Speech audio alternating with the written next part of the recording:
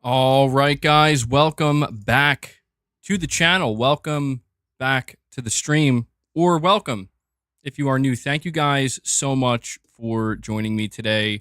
And thank you, as always, for waiting patiently for the intro to finish up. Fred, I did respond, but no, I didn't get to read your comment from my post earlier. Maybe I'll go head over there a little bit later on when we're finished with the topics. We do have quite a bit to discuss today. As you can tell, this is going to be a Xbox-focused discussion.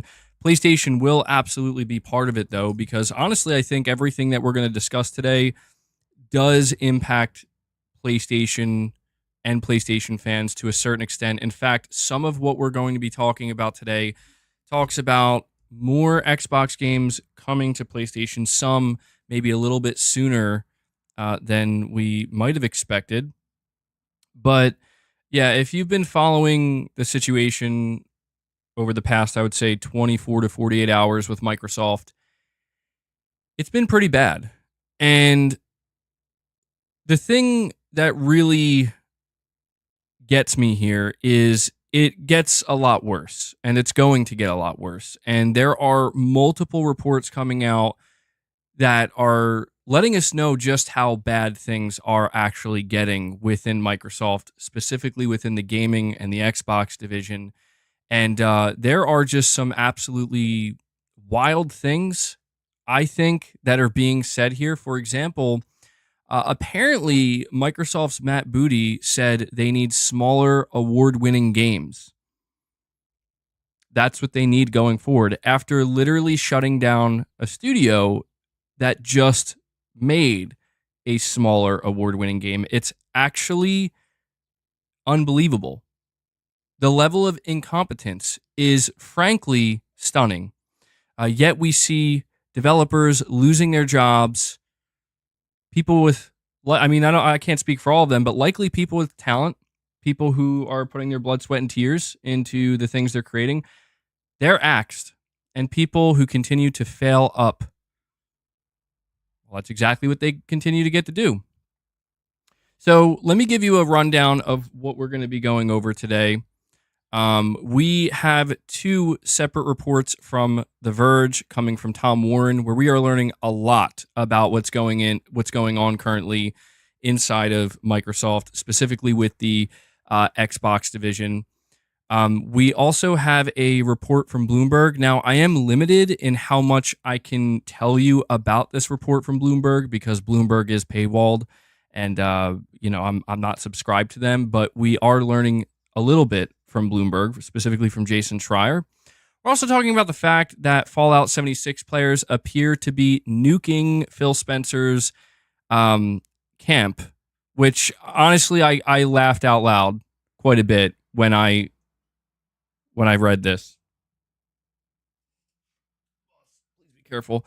Yeah, they're actually nuking his Fallout camp. Pretty funny, to be honest. That's one way to get the message across. We are also going to be talking about subscription services. Obviously, we're talking about Gamepass today, but we also have new data that seems to reveal that Sony was actually right when they said that, yeah, the subscription-based model is not sustainable. We are actually seeing that play out in real time in front of us. And later on in the stream, if we have time, we have a couple of other topics, such as Arrowhead apparently firing their community manager and causing, for some reason, this has caused even more strife with this game, where it's just getting a little bit tiring at this point. But I figured we could cover that if there's time. We'll also cover the fact that Sea of Thieves is topping the charts on PlayStation, and also that Warner Brothers says that, well, Suicide Squad was a disappointing release, and they're blaming Suicide Squad and Rocksteady for their poor financials. So quite a bit to go over and discuss here today. Now, before we get into any of these topics, as always, I just want to thank you guys for being here and for watching. Those of you who are showing up live, big shout out to you for, taking time out of your day to come hang out. If you can't catch the streams live, but you watch them later on, I also want to make sure to thank you guys. That definitely helps a lot. Really appreciate that viewership and support. And I want to ask you guys to please hit that like button. We are already sitting at 77 likes, which is greatly appreciated. Obviously, with a topic like this today, there are going to be quite a few people who are honestly just going to dislike the stream because, well, not because of anything I have to say, but because they just don't want me talking about this. So in order to combat that, I'm going to once again stress and emphasize to you guys, please hit that like button. Not yesterday's stream, but the stream prior, I told you guys, hit the like button. We got almost to 700 likes, and believe me when I tell you, that actually helped the stream way more than you know. It was pushed out there to more viewers. We got more subscribers. We got more people in the community. So when I tell you that hitting the like button actually helps, I'm not exaggerating. I want to let you guys know there are 3 ways you can support my channel and this community and this content directly. I am fan funded. You guys are the sponsors of the channel. Way number 1, consider becoming a channel member. You gain access to some exclusive perks. One of those perks is the Members Lounge.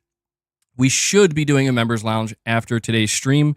So if you're a member, look forward to that. If it's something that piques your interest, again, consider becoming a member. You also get access to exclusive community posts that are for members only.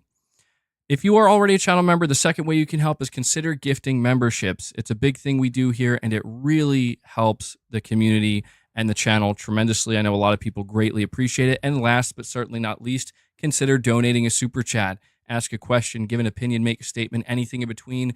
It helps greatly. So just once again, a big thank you to everybody who makes this possible. I literally couldn't do it without your support.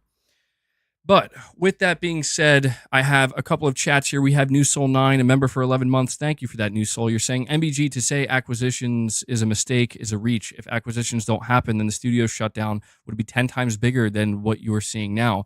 I disagree, New Soul 9. I think it is very clear that when you look at what's going on with Microsoft right now, let's just call it what it is. Okay, Microsoft wanted the big game here, right? They wanted the big catch, the big fish, so to speak. When they acquired Bethesda and when they acquired Activision Blizzard, one of the things that they sold developers on is, hey, we're going to fund your smaller projects. We're going to support your smaller projects. We're going to give you the freedom and we're going to give you the resources. And, you know, it convinced them to say, okay, this sounds great.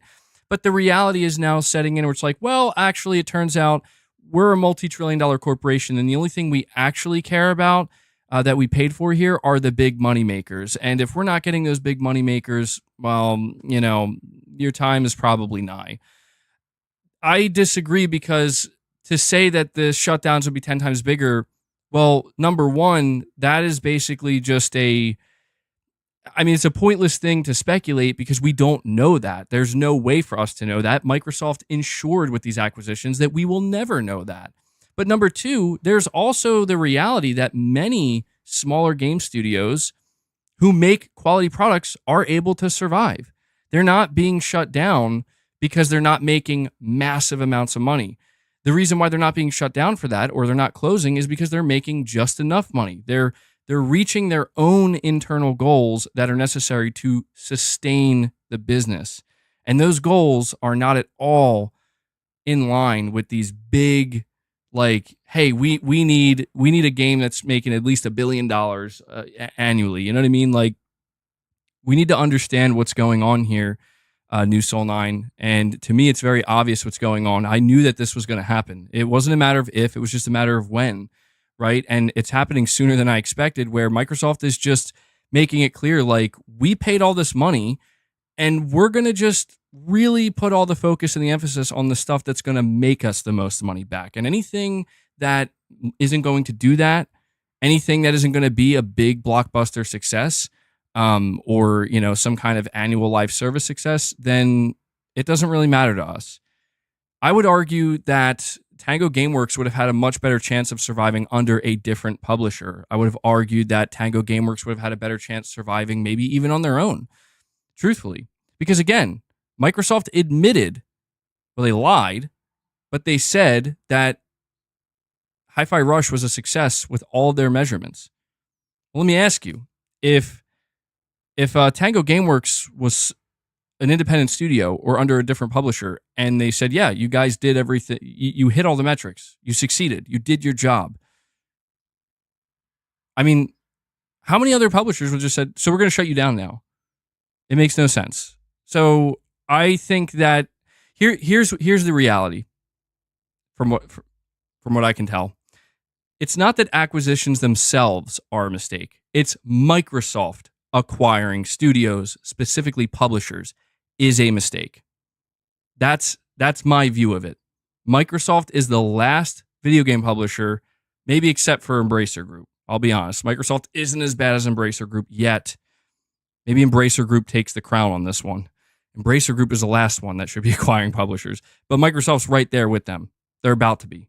They should not be acquiring studios because they don't know what they're doing. And I also want to give a shout out to Pragmaticat, who rejoins the MBG Army here. Longtime member as well. 2-year membership badge there, Pragmaticat. So I'm going to actually add that to the counter. I think you did that before we went live. So Pragmaticat, thank you so much, buddy. Thank you. Appreciate it. We also have Perfect Image here with the $2 chat saying if Xbox closes studios, does it affect Activision? Yes, it does. It impacts every studio underneath Microsoft because these are developers who absolutely care about their livelihoods and their jobs. And, you know, I'm not saying like, is Treyarch shaking in their boots thinking, oh, we're going to get shut down next? No, but it's just everybody made it sound like once Activision Blizzard went to Microsoft, it was going to be better, right? Like Activision Blizzard was going to become a better company and things were going to be run differently and things were going to be just so much nicer. And it's like, wrong. Microsoft, turns out, is a greedy corporation like the rest of them. So I would say, yeah, if you're a studio that was acquired by Microsoft, you should be a little bit worried. You have to be, just in the fact that you know you're now part of a big machine where it's about being well-oiled and there can be no dead weight whatsoever, no fat. We trim it off, and you gotta operate under that knowledge, which is crazy because again, Microsoft is a $3 trillion company. You would think if there was any video game company out there that you could feel a little bit secure in, it would be that one, but no. We also have Josh McGill here, member for 16 months. Thank you for that, Josh. Really appreciate it. Anime for Entertainment, member for 11 months, says, man, can't wait for that showcase. It's going to be like E3 2016 all over again. I hope so. Yeah. I can't wait till Sony starts talking about some of their new games and their projects and hopefully announcing their showcase sooner rather than later. We're just at that point, man. We're just at that tipping point where we're not quite there. We're just like a week or two away. But I'm right there with you, Anime for Entertainment. And Fred Vance here, Fred ADHD Vance, member for 47 months, longtime member. Thank you for that, buddy. Saying the 40% revenue increase from ABK is what is seeding the future benchmarks for all studios moving forward. You're probably right about that, Fred. You know, this is what makes it so bizarre to see, or at least what we saw a couple of weeks ago, some Xbox fans celebrating, like, look at how much more money Microsoft is making now. Like, Microsoft is leapfrogging other video game publishers after the Activision acquisition. And this is why I say the acquisitions were a mistake, because it's so artificial, dude. It's so artificial. Microsoft sees the dollar signs. They see that money that's just going to flow in now from things that they had nothing to do with. And anybody who would have maybe any chance there may have been to just kind of slowly grow some of their smaller studios into becoming bigger, more successful studios is gone. Because Microsoft knows, like, we don't have to do that. We can just buy it. And I think you're right. I think that changes the expectations. ACM with a $5 super chat says, MBG, have you been keeping up with Kendrick spanking Drake drama? Also, is the Streamlabs link there? It wasn't showing. You know what? My bad. I didn't put it there. It should be in the description of the stream, ACM. If you're ever wondering, it should always be there. But no, I haven't been keeping up with this. It's not something that, like, I'm not into that type of music. And I like, am familiar very vaguely with the artists, you know, Kendrick Lamar, Drake. But when it comes to the actual drama and the beef that's going on with them, I've been seeing it pop up, but I have no idea. And I'll be honest, I don't really care. You know, just being honest. But yeah, ACM, I thank you so much for the super chat, buddy. We also have Chris Brown here with the $2 chat saying 100 billion spent, got Microsoft executives stepping in / getting serious. Yeah, absolutely. Yeah, I couldn't help myself. I know I said I don't use Twitter anymore, and I don't know, maybe I'll give it another shot, but I don't know, I'll probably still walk away from it. But I couldn't help myself. I put out a tweet yesterday where I was just like, I was quote tweeting the fact that there's more cuts and more bad news coming for Microsoft. And I was just basically saying, like, yeah, these are the Microsoft executives realizing that they just allowed Phil Spencer to spend $75+ billion. Over $75 billion on multiple publishers. And they now realize that the Game Pass model is not sustainable. Yeah, they are in panic mode. And they're in panic mode because they just blew so much money. I don't think people fathom how much money Microsoft just spent.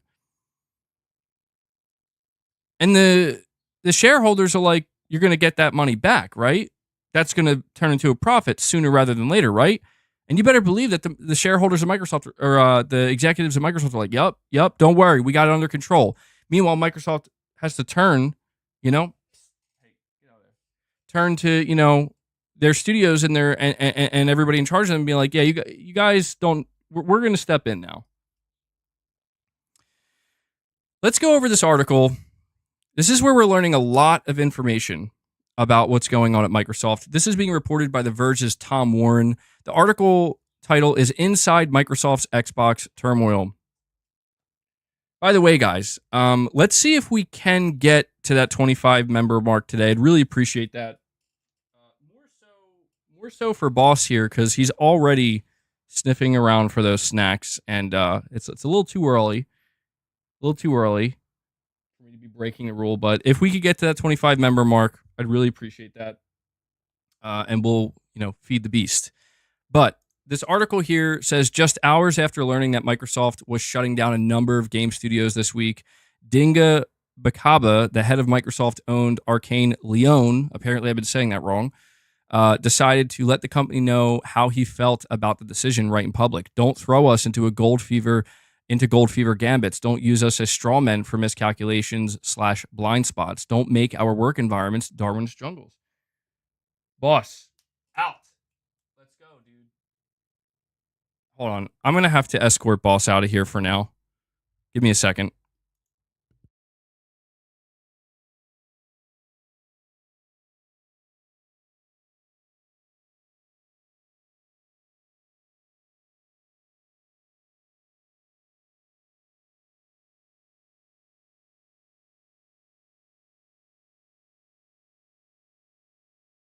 All right, I'm sorry about that. I had no choice but to escort Boss out because he was trying to get into. I have a little corner over here with all my wires and my modem and everything, and I guess he realizes that when he goes over there, he definitely gets my attention a little too well, and he will literally shut down the stream accidentally if I didn't remove him. So, but guys, like I said, if we hit the goal today, we'll bring him back in, okay? But I can't watch him while I'm reading the article. So it says here, Bakaba, whose studio wasn't impacted by the layoffs this week, said his message was aimed at any executive reading this, including the Xbox leaders behind the latest wave of layoffs. It was a rare public display of criticism, but sources at Microsoft tell me it reflects a growing discontent and fear among Xbox employees about what comes next. Microsoft's latest round of layoffs shocked both employees and fans. Arcane Austin's big Redfall update was on the way with a new offline mode, and the DLC was being worked on just hours before the studio was closed. So think about that. You're working at Arcane Austin, and you're trying to just, focus on improving Redfall, a game that Microsoft, again, specifically Phil Spencer, a game that he said, hey, I still believe in your studio after this. I can't wait to see what you do next. You're working on an offline mode. You're working on the DLC characters that you still have to deliver to people who bought the season pass and whatnot. And then you just find out like, no, you guys are done. Sorry. The shutdown of Tango Gameworks, the studio behind Hi-Fi Rush, was has surprised people the most. The game was considered an Xbox hit, winning praise among critics and making its way to PS5 earlier this year. Even Microsoft was happy with Hi-Fi Rush. Hi-Fi Rush was a breakout hit for us and our players in all key measurements and expectations, said Aaron Greenberg, head of Xbox Games Marketing just a year ago. We couldn't be happier with what the team at Tango Gameworks delivered with this surprise release. Greenberg and Xbox chief Phil Spencer both visited Tango Gameworks in September, playing games with the team and posing for group photos. Now the studio is the latest victim of layoffs that have rocked the gaming industry over the past 18 months.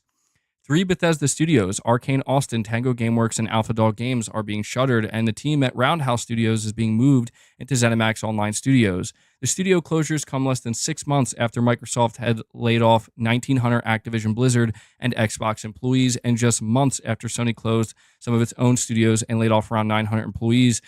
I guess we had to put that in there too. The depressing list of layoffs at game studios continues to grow on a weekly basis.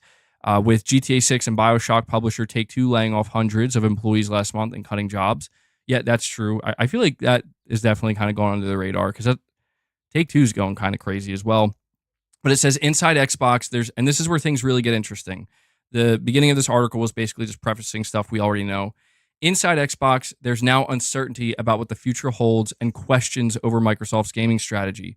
While Microsoft is looking toward a more PC-like future for its Xbox console, the company continues to battle a slowdown in Gamepass subscribers, lackluster Xbox console sales, and game launch delays. A combination of these events led to 4 previously Xbox-exclusive games launching on PS5 recently, and some landing on the Nintendo Switch. I reported earlier this year that Microsoft had been considering bringing Gears of War to rival consoles, and we're still waiting to see if that long-rumored Gears of War collection is ever confirmed. Either way, I'm still expecting to see more Xbox games arrive on PS5 and Switch, and it will be interesting to see if Xbox Games Showcase in June will include any new announcements for rival hardware.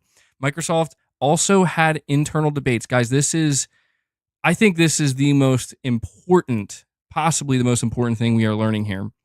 Microsoft has also had internal debates about whether to put new releases of Call of Duty into Game Pass. I understand this is a debate that has been ongoing internally for quite some time, with concerns from some that the revenue that Call of Duty typically generates for Activision Blizzard will be undermined by Game Pass. I'm told Microsoft has also considered increasing the price of Game Pass Ultimate again. These are only considerations, so a final decision could mean we still see a future Call of Duty release appear in most versions of Game Pass. The debate internally reflects the fact Microsoft's Xbox strategy has shifted from just delivering its games exclusively into Game Pass to considering bringing more Xbox games to multiple platforms. In yesterday's memo from Matt Booty, head of Xbox Game Studios, there was a hint of a reprioritization for Bethesda teams that we may well see elsewhere with Xbox. These changes are grounded in prioritizing high-impact titles and further investing in Bethesda's portfolio of blockbuster games, said Booty, before noting that Xbox is doubling down on Bethesda franchises that are, quote, best positioned for success. Did Hi-Fi Rush really not meet the bar? Now, there will be inevitable questions about what other Xbox games aren't positioned for success. Xbox now has a strong lineup of games planned for 2024, with Senua's Saga Hellblade 2 set to debut in a matter of weeks on May 21st. I understand Hellblade 2 is another game Microsoft has been considering for the PS5. If that does happen at this point, it's not clear if it would even be considered a success then. So think about that. Think about that. Hellblade 2 at this point in time, see, this is where Microsoft, it just goes to show, man, like, they're not leaving anything off the table. Yeah, we're considering putting Hellblade 2 onto PlayStation 5. How could you not? Look at what's happening with Sea of Thieves. Look at the type of games that PlayStation players gravitate towards. It's not too late, Microsoft. The game hasn't come out yet. I'm not even begging, because I've already made it clear I'll wait for it, or I'll play it on the PC if I really have to. But, like, if you want to give this game a real chance, you should announce it tomorrow. That, hey, you know what? We're going to drop Hellblade 2 on PS5. That's how you give that game a real chance. If anything, you should do it for Ninja Theory, because Ninja Theory is probably scared shitless right now that they are next on the chopping block. And I see we have John O kicking off the day, dropping 5 more membership gifts for this community. John O, thank you so much, man. Really appreciate that. That brings us up to 6 members on the day. He's getting the train started. Bro, I'm telling you, Microsoft, if you want to give Hellblade 2 a chance, if you want to give this studio Ninja Theory a chance, you need to announce the PS5 version for this game, because this is not good. This is not good at all. There's still more to this article, guys. I am going to read the chats. I'm just holding off on that specifically because I want to make sure I finish the article. We're almost through it. It says here, Xbox employees are now bracing for what's next, as it seems unlikely that we've seen the last of Microsoft's gaming layoffs and cutbacks. There are whispers among employees that core Xbox game studios are set for cutbacks next. Last month, Microsoft reported that Xbox hardware revenue was down by 31% year over year, and an obvious admission that this was driven by lower volume of consoles sold last year. Microsoft reported a 30% drop in Xbox hardware revenue, blaming increased console supply from the prior year in 2022. Sony PS5 sales have also slowed, but not like Microsoft's. While Xbox hardware sales are a cause for concern, Microsoft has been beating the Xbox Gamepass drum in recent years, telling us, quote, the Xbox business isn't how many consoles you sell, end quote. But Microsoft's latest earnings showed that Xbox content and services, which includes Game Pass, have only been up a single % without Activision Blizzard, and overall gaming revenue would have actually declined without Activision Blizzard's acquisition. Microsoft CFO Amy Hood is now expecting Xbox hardware revenue to decline again next quarter. Microsoft's gaming business is not growing without Activision Blizzard right now, and how that plays out throughout 2024 will be key for all Xbox studios. Microsoft has a busy fall ahead for Xbox, with Bethesda currently targeting September for its Starfield expansion, Shattered Space, Activision planning the next Call of Duty for late October, and Avowed and Microsoft Simulator for 2024 likely to follow in November. And then Indiana Jones is currently slated for December. If Microsoft Game Studios can deliver all of these on time, then there will be plenty to play on Xbox this holiday, with a new Gears of War title expected to be announced during the Xbox Summer Showcase, alongside some release dates for other anticipated games. Microsoft will be banking on some new game announcements lifting the doom around Xbox, but the company's gaming strategy still looks unclear, and the challenges run deeper than a handful of holiday launches.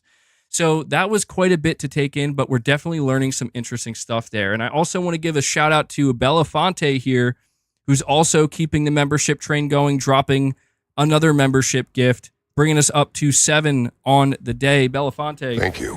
Appreciate it. Thank you so much for that, buddy. See if we can keep that membership train going. I'm going to read these chats before I go on my little tangent here. We have Gaming Survivor, member for 12 months, love to see it, saying Xbox are so tone deaf they released a controller called Fire Vapor on the same day as firing their studios. Fire Vapor? That's some cold action. Yeah. Again, this is not, I have to say, this is not surprising to me. The miscommunication inside of the Xbox gaming division runs so deep that even something as superficial as this is allowed to occur, where it's like, listen, is it that big of a deal at the end of the day? No, people understand they're two separate things, but does it look good? Is this really the best time to drop a new controller called Fire Vapor? Like, come on, man. You can't do it the next day, at least. It's ridiculous. This is the type of stuff that consistently happens with Xbox that just makes people question, like, what is going on over there, guys? And now we're getting a very good, like, I don't ever use that word exposed. I never use that word, but Microsoft is exposed right now, specifically the Xbox division, the executives that have been feeding people bullshit for years. It's all being exposed. It's all coming out into the light for people to see. And I hope this means that going forward, people can have a better understanding of, like, listen, maybe don't cheer them on so much because they don't know what they're doing, and they're probably lying to you. We have Dreadful83 coming in, dropping another 5 bomb on you guys. Dreadful83 is like, you know what? We're keeping this membership train going strong today. 5 more membership gifts doled out. Let me add that to the counter. Sitting at 12 members on the day, guys, so we're just about halfway there. Let's see if we can keep it going. And Dreadful, thank you. That's for you, man. Appreciate it.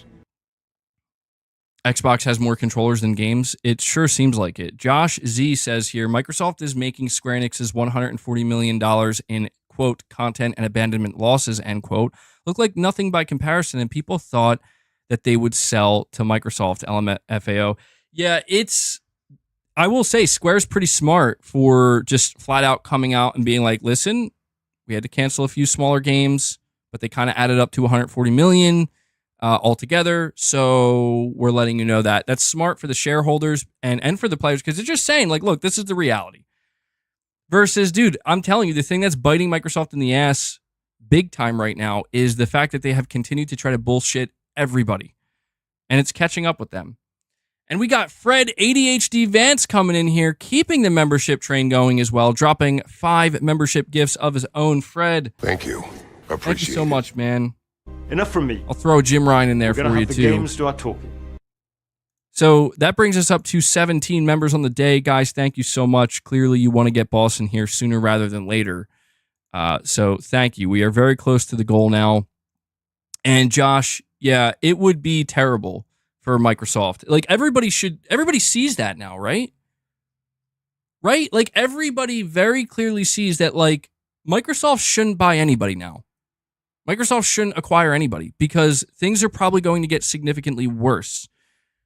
If not worse, listen, even if a studio was in a bad situation on their own, they'd probably be better off going to a different publisher.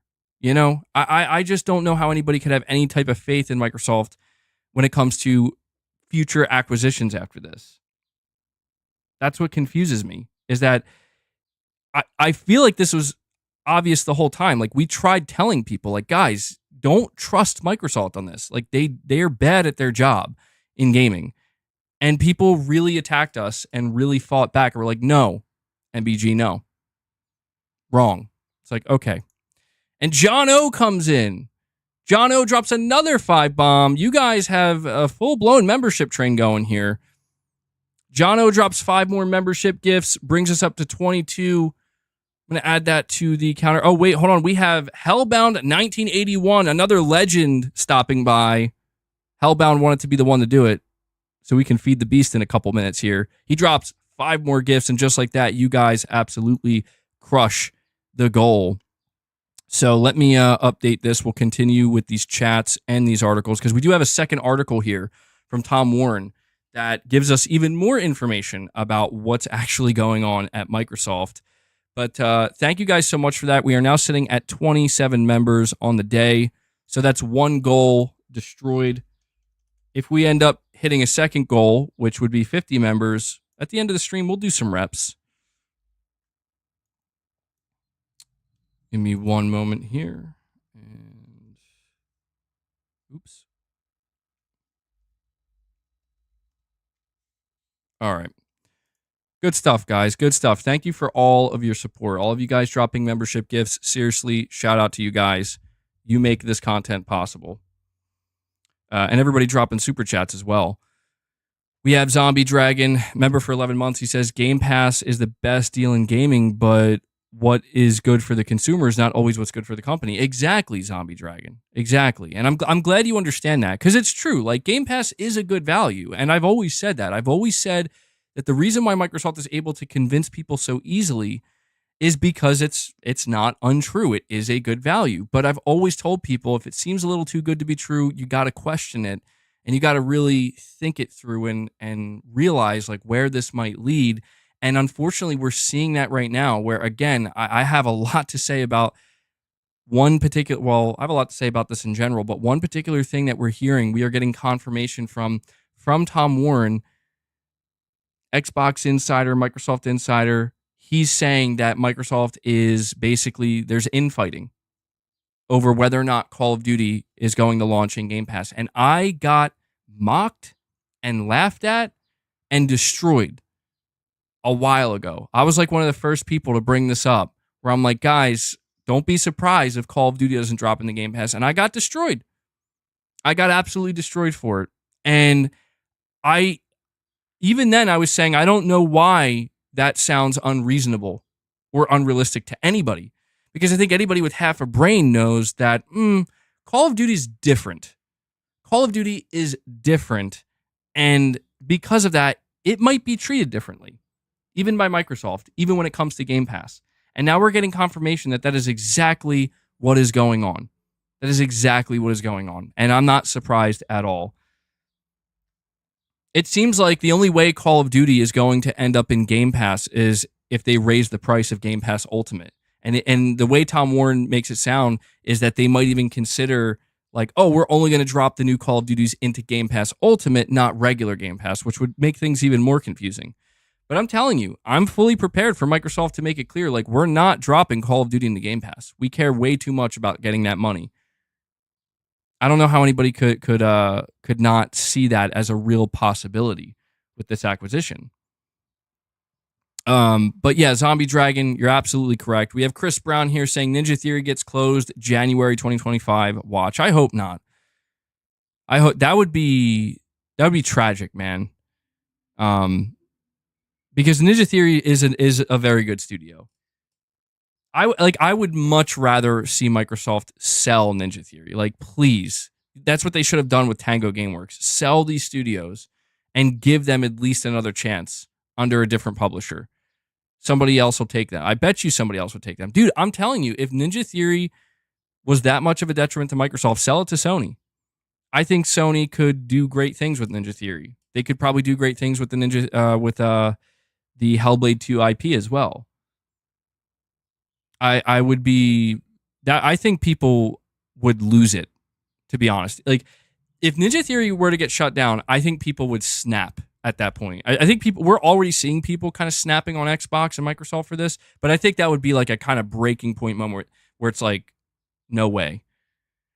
Also, I will say this, if Microsoft does announce we're not putting Call of Duty into Game Pass day one, I think people are going to snap then too.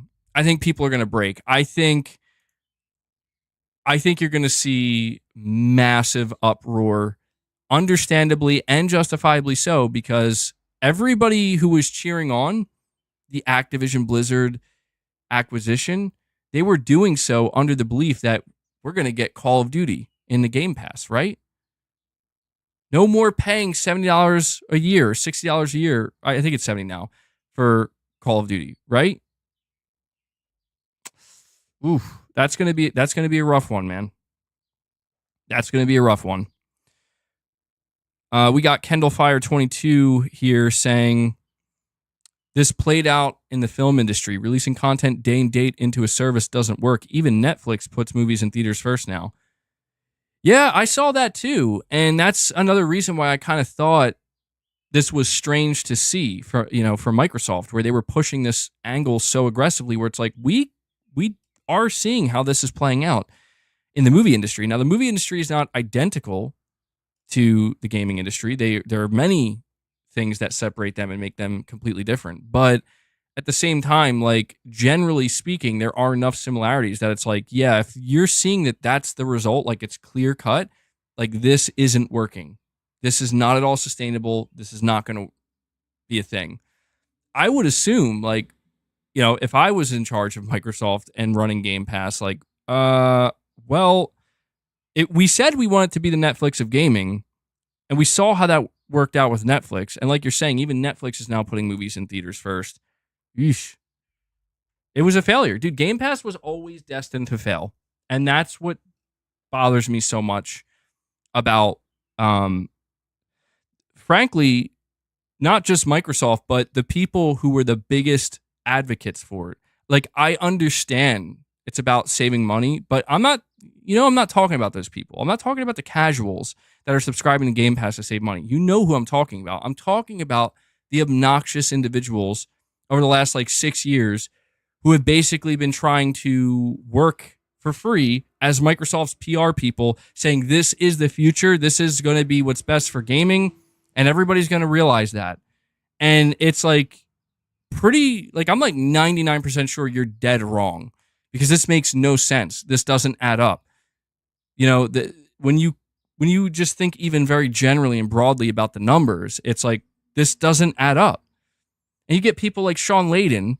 I remember when he talked about Game Pass, and he was like, yeah, that can only work if you get 500 million subs or some outrageous number like that.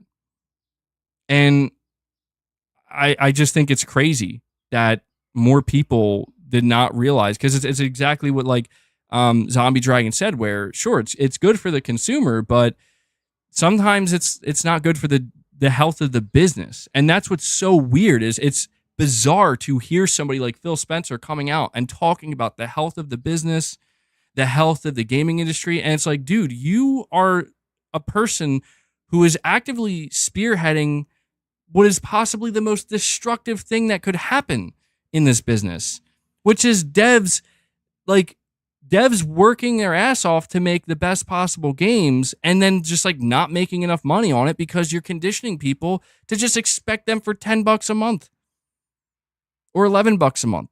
You know, like how could that be healthy for the games industry? I mean, you know, everybody always said like, well, if the numbers scale high enough, right? Like if they were to get enough subscribers, then it would work. But it's like, yeah, but do you realize what needs to occur to get to that number? To get to 80 million, 100 million subscribers? Like, do you realize what has to happen? Do you know how much potential collateral damage will occur along the way to making that happen? Is it even a possibility? Well, as I said earlier, we have another article later on that we're going to go over that reveals it seems like the answer is no. The gaming industry has pretty much rejected the idea of, you know, gaming subscriptions being the way that they interact with games. Like, it not to say that they don't have a place, they do. We've accepted subscription services, but as a supplementary thing, not a primary way to consume games. Certainly not a primary way to make money on games. And that is so important to understand. This is exactly why Microsoft, not even a year after acquiring Activision Blizzard, they're like, maybe we don't put Call of Duty on Game Pass. Talk about a fucking wake-up call to all the people who really were just constantly hounding about Game Pass is the future, Game Pass is the way. Talk about a rude awakening, man.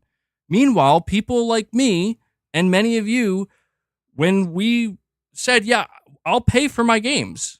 I'll pay $70 for my games. I get it. Like, it's expensive, and I know it's an expensive hobby, but I care about it. And if there's a game that seems worth it to me, I'll buy it and I'll pay for it, and I will support the developer and I'll support the publisher that way.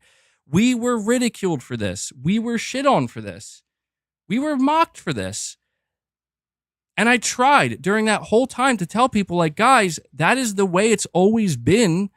And there's a reason for that. It's because it works. It's because it's the most logical way to run this thing. And a lot of people just pushed back against that. A lot of people didn't want to hear that. And I get it. Does a future where you don't have to pay as much for games, but you can get even more games without paying nearly as much, does that sound better? Yes, it does. But is it realistic? The answer is absolutely not. The answer is no. And it doesn't get more clear cut. Perfect Image. You're saying here, this may be a stupid question, but why does Sony censor Japanese games a lot, even though it doesn't ruin the story? Me and my friend debate a lot on censorship. Well, I do want to say that it seems there is a difference between Sony and the things that they want to censor, because like from my time following Sony, they've censored a few things here and there, which I have pushed back on, and that, like, you know, I'm not pro censorship, but I know how these things go, and it's like, Sony, tisk.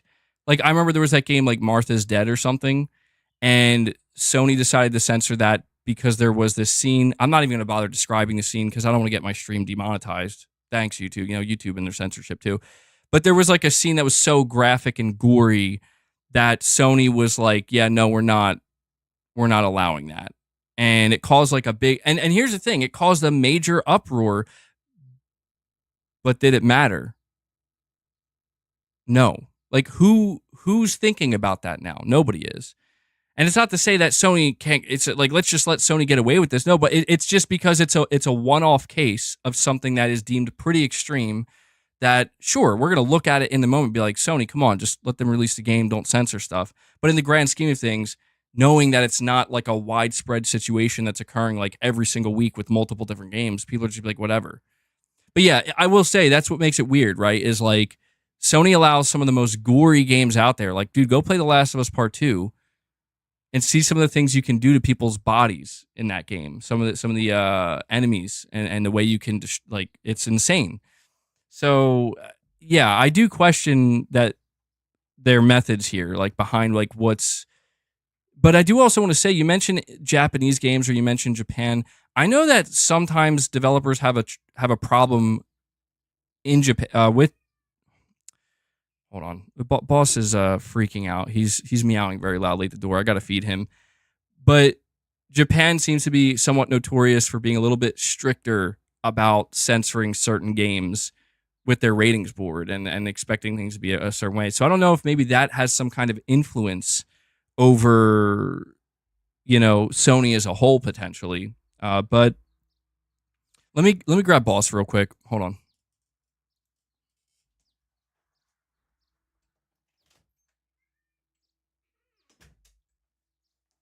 Come on. Let's get your snacks. All right, sorry about that. We're gonna feed the beast now. Little bit. You guys did it. We hit 27 members. There you go, man.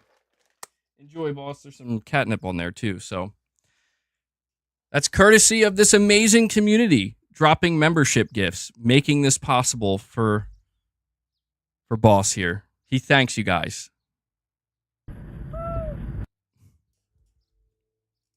Although something out there just caught his attention. There are birds out there chirping. I wonder if that's what it is. But yeah, perfect image. I don't have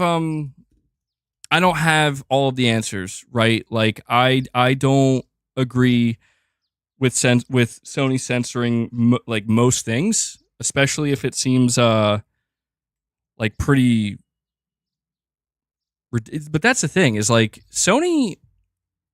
I've been following them for a while, and believe me when I tell you, like the thing, like listen, when it comes to certain Japanese games, I don't know. Like I've heard people say like they need to stop censoring these Japanese games, and the things that people point out to me that Sony is censoring, I just kind of look at it and I'm like, yeah, I don't really care. That seems a little strange to me. Like that's some weird stuff going on over there. I kind of want nothing to do with that, and I really don't give a shit if Sony's like, we don't want that on our platform. I'm just being honest. Now I understand for some people it's about the principle. It's like no censorship should ever happen. Fine, I get that, but I'm just giving my own stance on it. So perfect image. We'll see. We'll have to continue to monitor Sony and see what they do going forward when it comes to the things they censor and things they don't. And again, when it comes to the Stellar Blade thing, because I know that's the first thing that comes to people's minds, the developer, like they straight up said, we were not censored. They straight up said, like, this is what we chose to do. And I'll tell you why I believe them. I believe them because as I'm playing Stellar Blade, I'm seeing some of the outfits you can unlock in here. I'm like, dude, there are outfits that are actually like more promiscuous in some ways than the one that was supposedly censored. And I'm like, but you're saying the story is good? Well, I don't know. I can't. I don't know, dude. It's hard for me to speak to that because I don't know which games you're referring to. But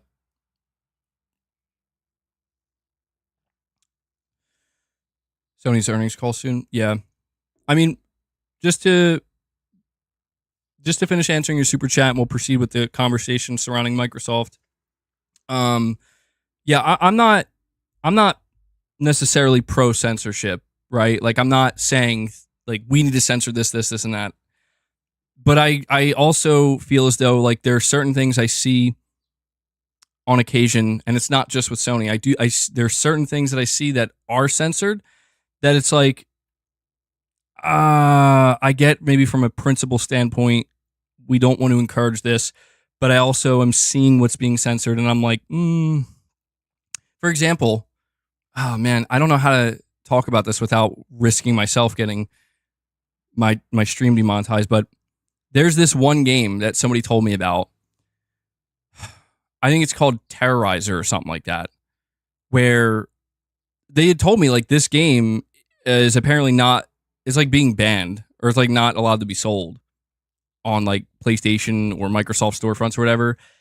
And I, out of curiosity, I was like, well, let me see this game. Let me go see what is this game.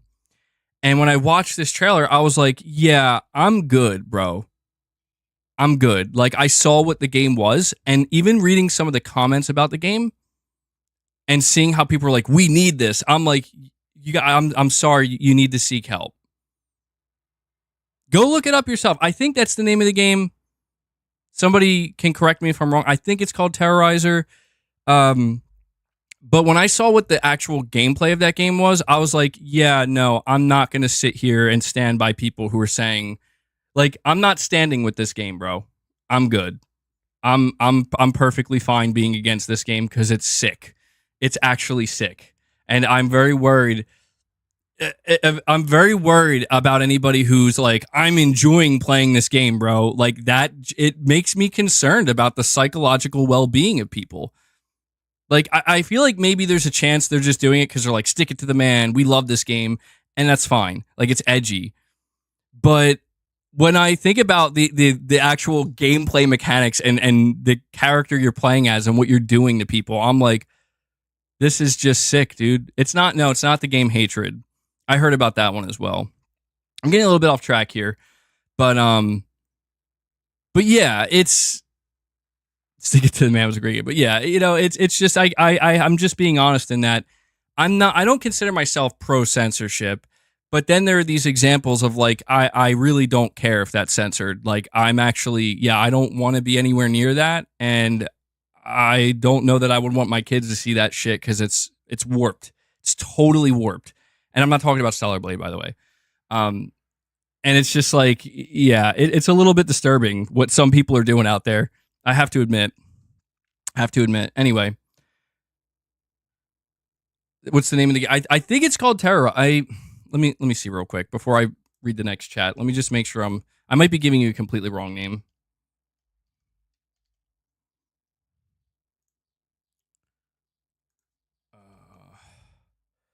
No, you know what? That's not the name of the game. I'm getting the name of the game wrong. Oh man, what is the name of it? Shit. It's one word. I know that. Somebody has to know. It's pretty obscure. It's not Hatred. It's not that either. I'll have to look into it. If I find the name of the game, I'll let you know. Harvester? No, I don't think it's that.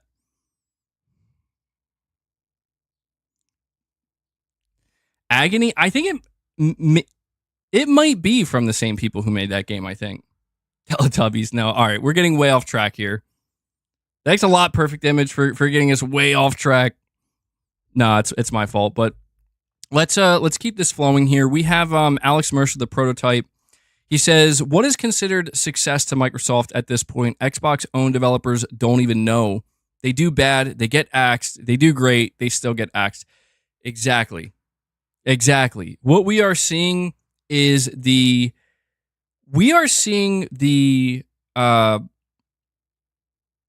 Xbox leadership team.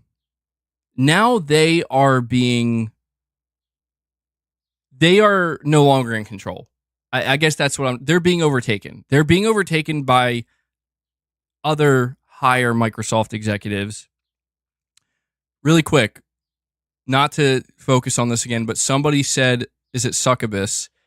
I actually think it's the same devs that made that game. It's their new game. So if you could find the name of that game, I'm pretty sure that's the one I'm referring to. But right now we are seeing the higher executives at Microsoft basically take over the ship. There we go. Overlord. Tormentor. Yes, I think that's the name of the game. Tormentor. Sorry, I knew this was going to... Yeah, Torment. That is the game.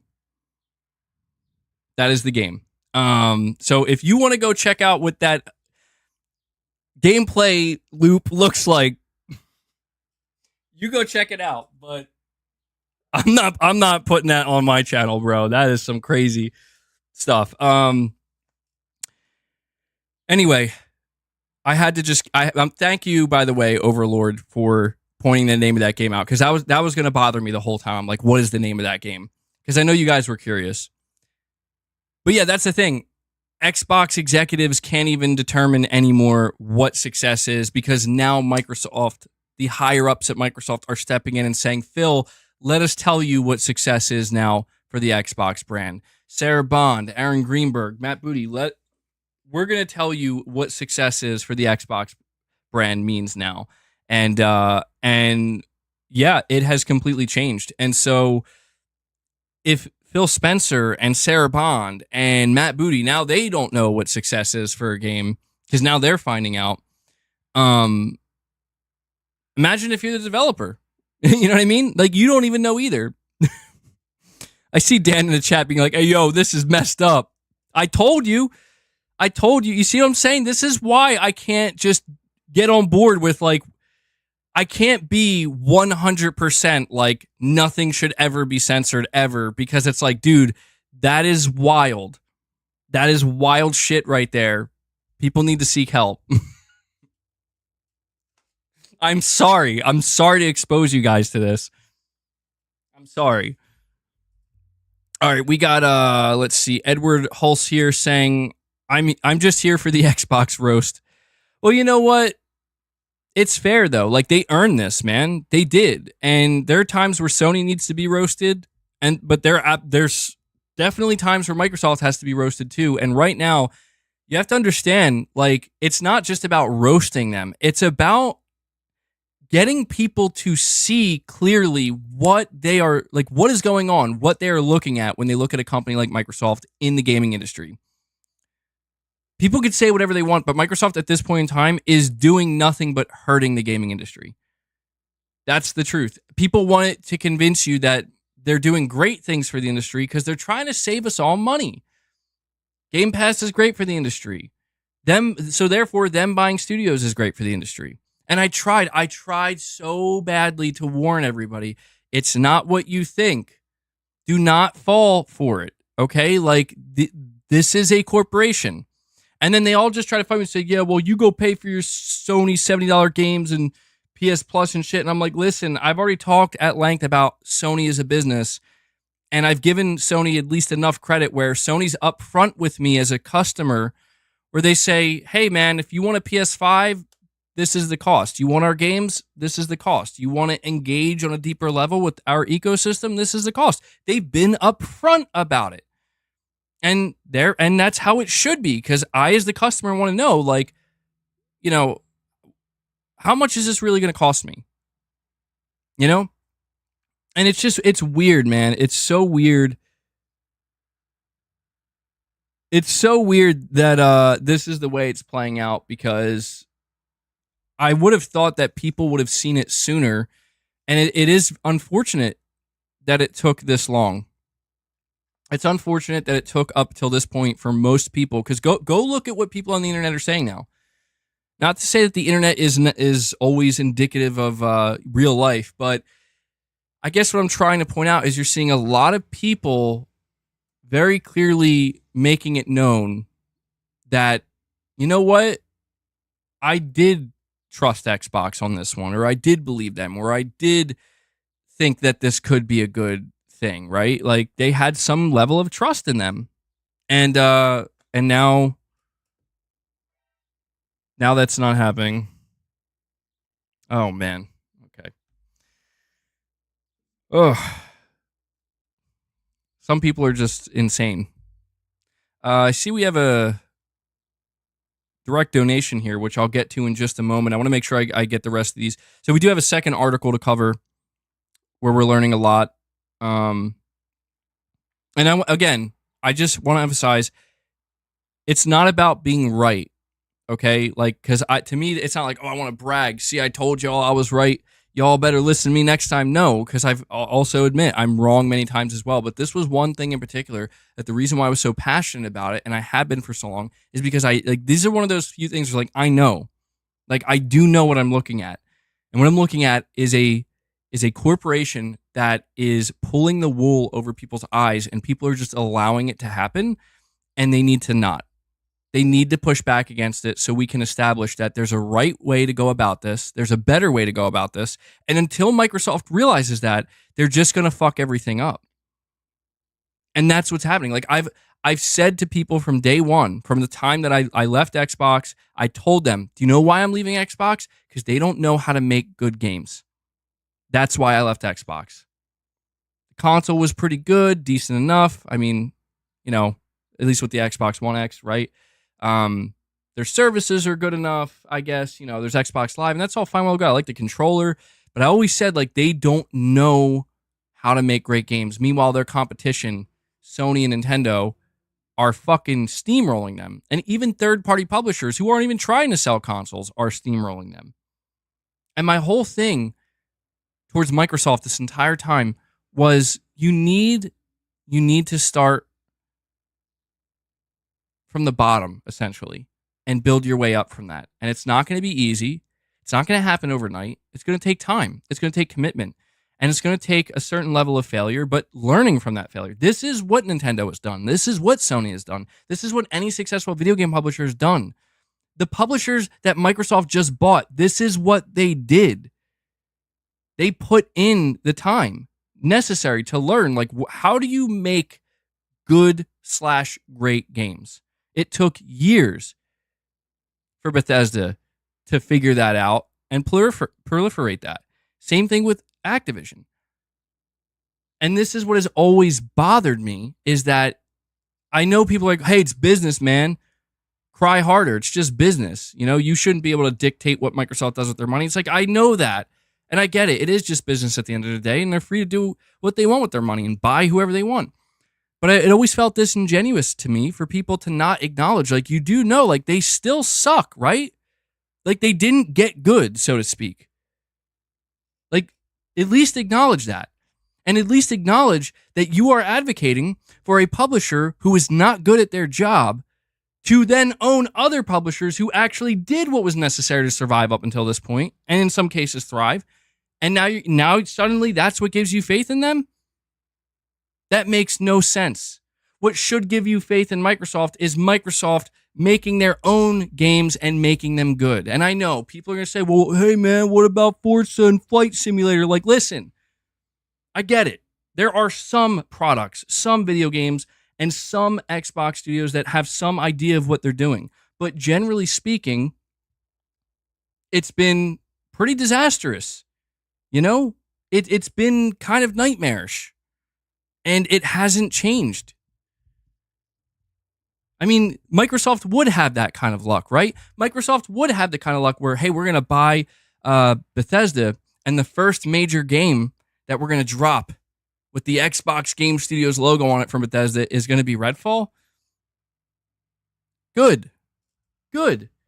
That's what you get, Microsoft.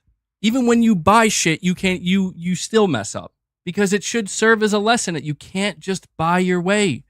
That sucks, dude. That absolutely sucks. Because anybody who can just buy their way to success, they're not learning anything along the way. They're not learning anything. They're not bringing anything meaningful to the table that could potentially actually lead to better results. More generally speaking, not just for them as a company and as a business, but for the industry as well. It leads to a better overall balance. We, as the gamers, expect good video games and good products that are worth our time and money. So therefore, you, as the video game publisher, you have to learn and figure out, how do we make that happen?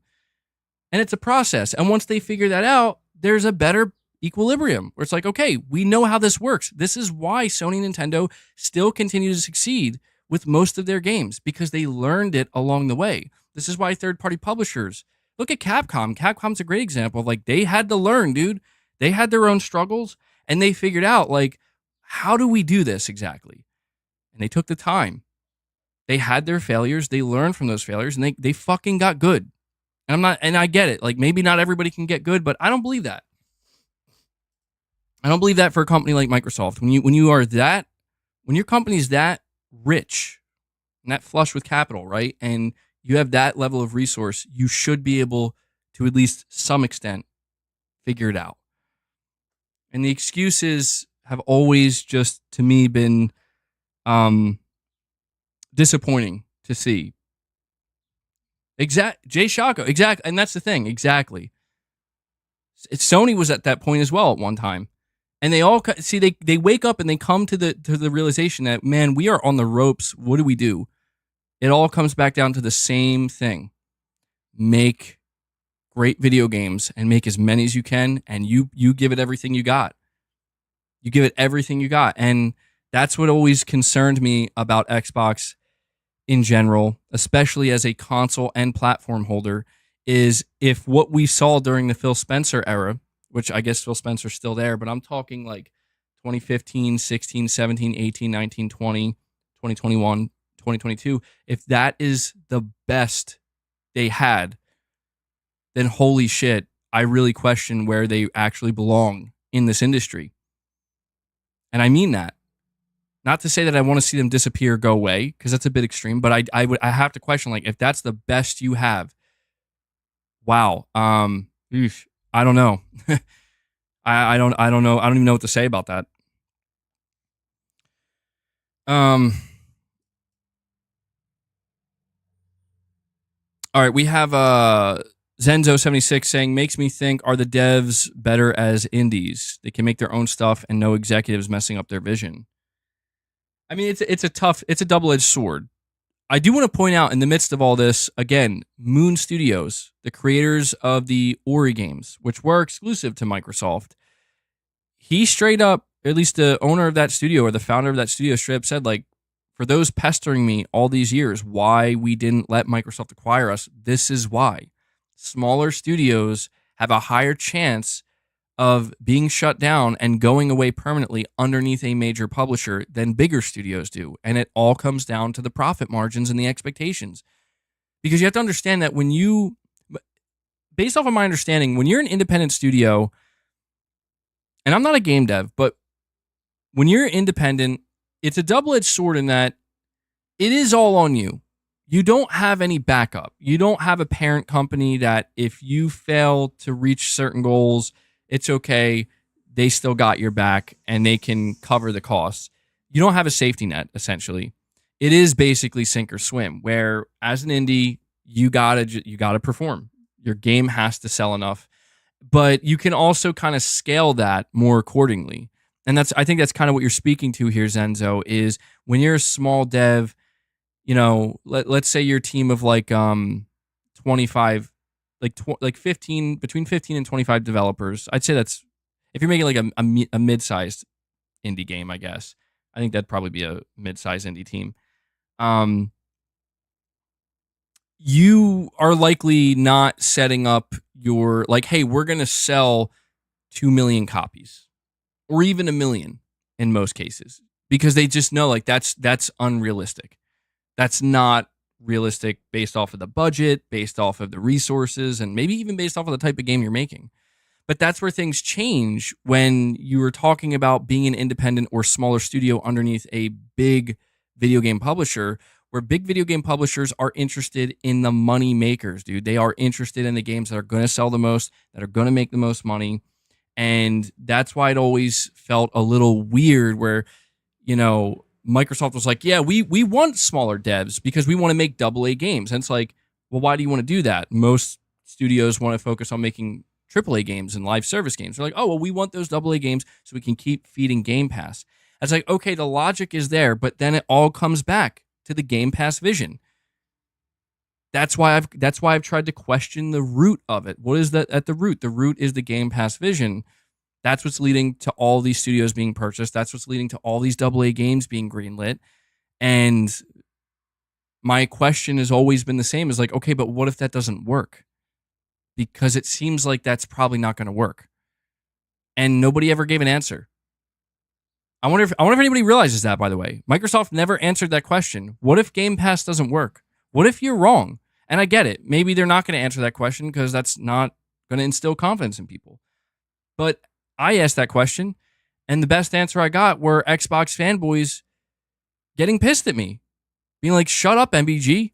You're just a Sony pony. You don't know what you're talking about. It's like, okay, whatever. James Goodson, first time super chatting as well. Thank you, James. You're saying COD was never on Game Pass and it shouldn't be now unless they want to lose money. Yeah, that's the whole thing, man. I tried explaining to people even way back, like 7 or 8 months ago when I first talked about this, that Microsoft is taking a big risk putting Call of Duty on Game Pass. Of course, it will lead to more Game Pass subs, but what happens if people decide that, because let's face it, this is the truth about Call of Duty. Millions of people buy Call of Duty every year at full price. They play it for a month, maybe 2 months at most, and then they drop it.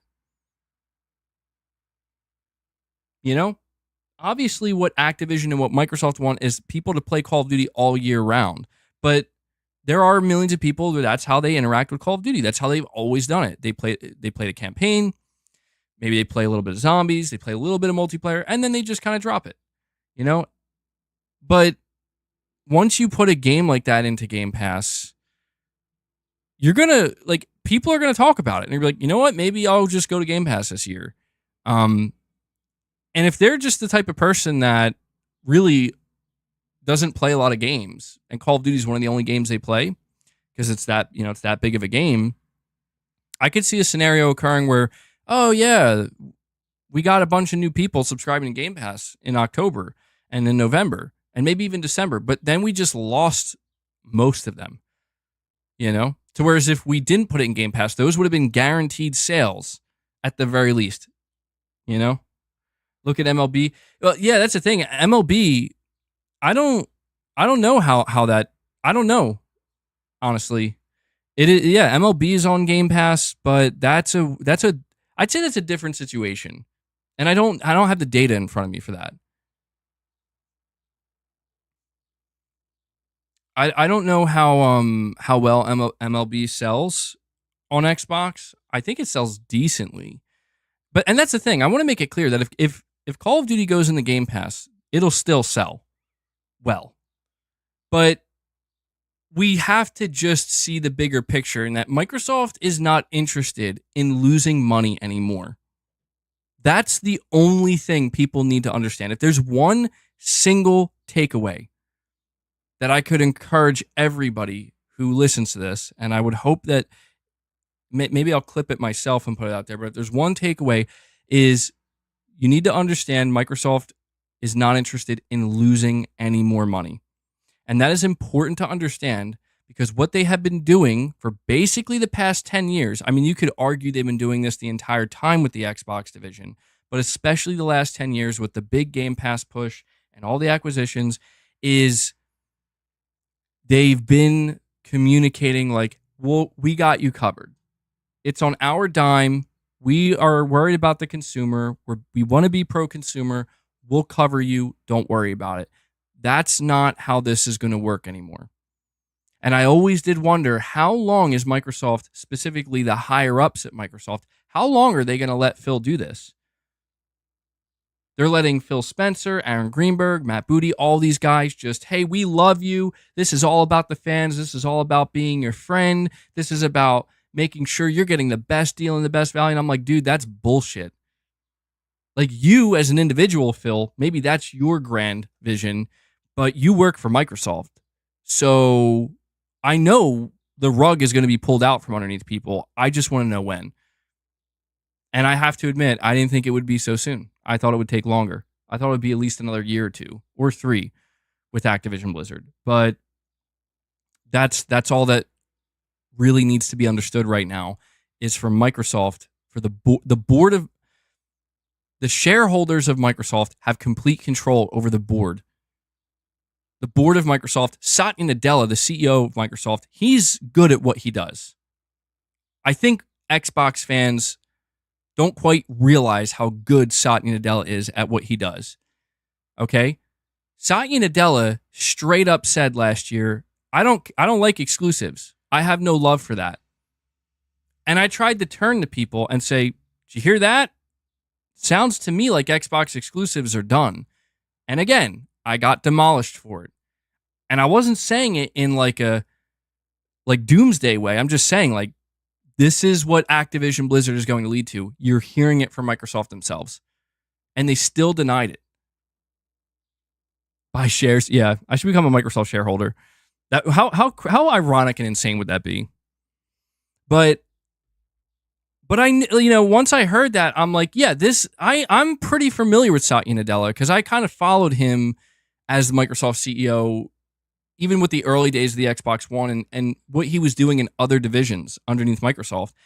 And something that I learned about Satya Nadella is that, yeah, he seemingly doesn't give a shit about the Xbox division, and he's focused on other things. But what I know about him is he is about maximizing profits and making the shareholders as happy as possible, which I guess you could say every CEO is like that, but he knows exactly what needs to be done to achieve that. And he knows that sometimes there's going to be collateral damage and there's going to be some failed endeavors. And like, I guess what I'm trying to say is, for as all smiles as Satya Nadella may be, and he may come off as a very nice guy. If you ever listen to him in interviews, he comes off as like a really nice guy.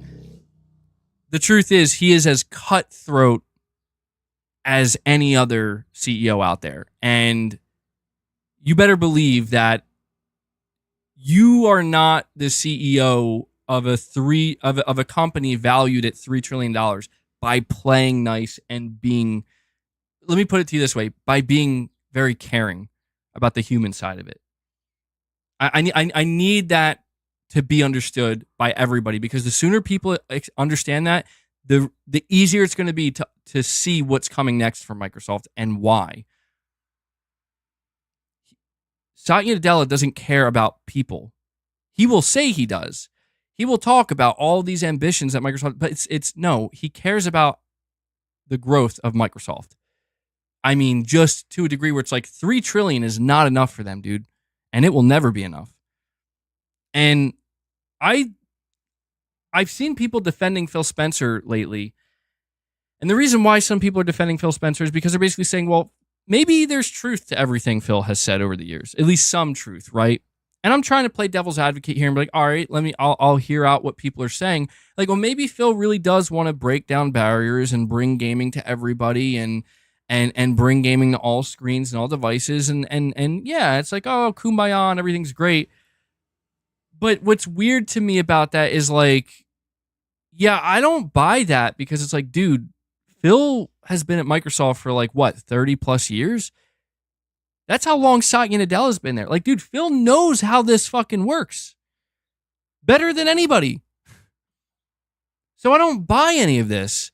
And this is what makes me so damn frustrated that it took this long. And some people still aren't waking up. Where it's like, for that, why would I do that? Go enjoy what you enjoy. If you like Xbox and you like Microsoft and you like their games and you like that they're going to have all these studios, that's fine. The only thing that truly ever pissed me off is don't sit here and pretend that Microsoft is any different or any better than any other corporation.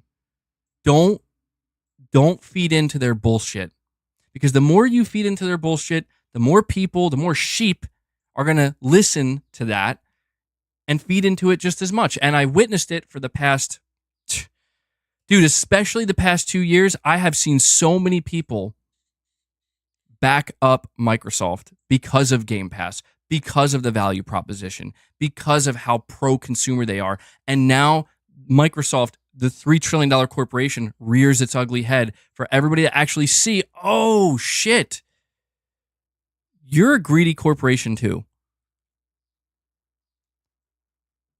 Some people out there, honestly, should feel very stupid for some of the takes that they had, for some of the things that they said. We all make mistakes. We're all wrong sometimes. I get it. I've had my own fair share of times where I sounded foolish, of course. And we could all be a little bit naive. But it was so, like, to me, this was one of those things where it's like, you guys can't be serious, right? And some of them were. And this is where it's like, I really hope this is the wake-up call. Because, man, some people really needed it. Where you can, and I'm already seeing it. Well, what about Sony? What about Sony? What about Sony? Like, have we not already established Sony also is a billion-dollar corporation that is greedy and wants more money and wants growth? Literally, Hiroki Totoki, the interim CEO, he was quoted with saying, I'm obsessed with growth. Like, that's how he described himself. But that's the whole thing. I'd rather hear that directly told to me, like, yeah, we're trying to make money and we want more money from you. We're going to ask more money from you, and we're obsessed with growth. And that's what we want to do. Like, I'd rather just, okay, give it to me fucking straight so I could decide for myself if I'm cool with that or not. You know? I've never been about, tell me the fucking sweet little lies. Make me feel good in the moment. So that way when you fuck me over, you know, in the end, that's all I'll have left are those lies. And don't get me wrong, Sony, listen, has Sony lied in the past? Of course. All corporations, as I've established, to a certain extent, lie. And the reason for this is because, well, people are always changing positions, and there's always new people in charge. And companies are always changing course based off of what they think the shareholders want. So something they said one week could be different the next week. That's why I've always encouraged people, no matter what you hear from any corporation, always take it with a grain of salt. But Microsoft in particular has been particularly egregious about it. And that is what has truly bothered me. More than anything. More than anything. Let me see here. We have Piper with a $2 chat saying, after the Xbox showcase, nobody will care. You're right. Absolutely, Piper. And that's, well, let me rephrase that. You are generally right. But not, it doesn't speak for everybody. There will be people who are not going to let this go. And I would say the people that are not going to let this go there's maybe two different camps, or a couple of different camps. One set of people, those who believed Microsoft. I mean, truly, like, they believed the things Microsoft were telling them. They probably feel pretty dumb right now. And they're learning the hard way that, like, okay, maybe Microsoft isn't exactly what I thought they were. I don't think they'll forget it. I don't think it'll necessarily mean they'll forsake Xbox. It's like, I'm done. No. But I don't think they'll forget it. I think anybody who really cared about these studios and supported some of their games, I don't think they'll forget it too soon either. And we have Corey the Legend Landiga coming in, doing some heavy lifting for this community. Once again, Corey drops a 10 bomb on you guys. Holy shit. And just like that, he brings us up to 37 members on the day. Corey, thank you so much for that, man. Good stuff. Yeah, Corey, always appreciate the membership gifts, man. You do a lot of heavy lifting for this community. I'm very thankful for that. Corey always trying to break MBG's counter. Yeah. Good stuff, man. IP Gaming says, I need a membership. Well, hopefully you'll get one, man. Yesterday, Devil Shooter said he needed a membership, and somebody dropped a single membership gift, and he was the one who got it. So we'll see what happens, man. But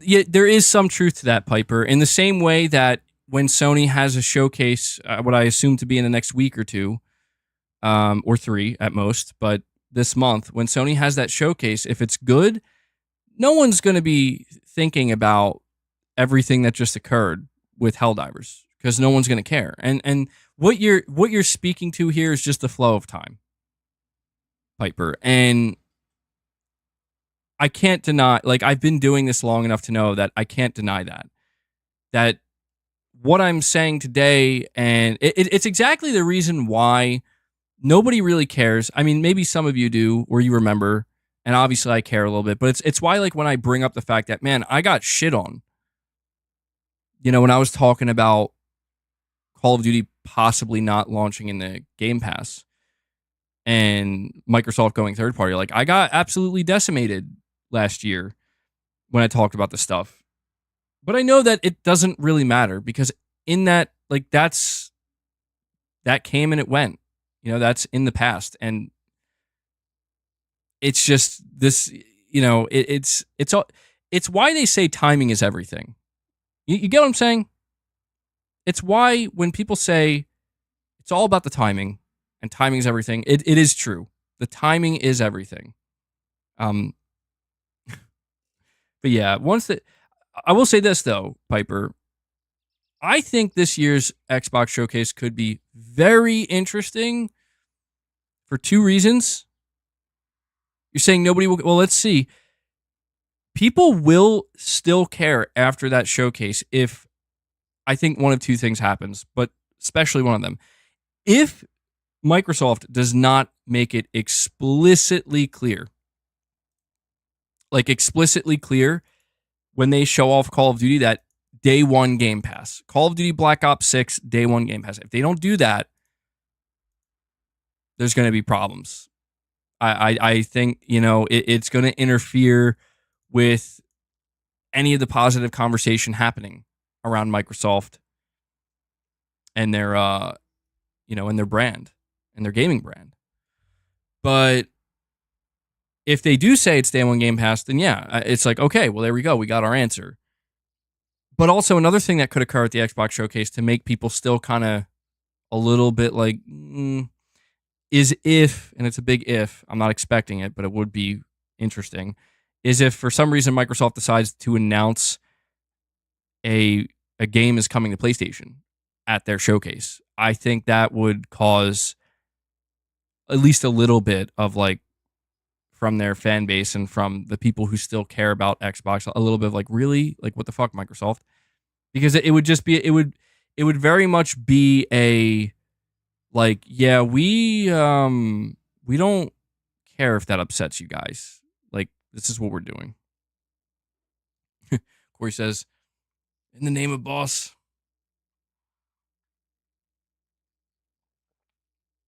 Well, we did give boss his treats a little while ago. If we hit 50 members, I'll give boss a second round of treats. I haven't been giving him many treats lately.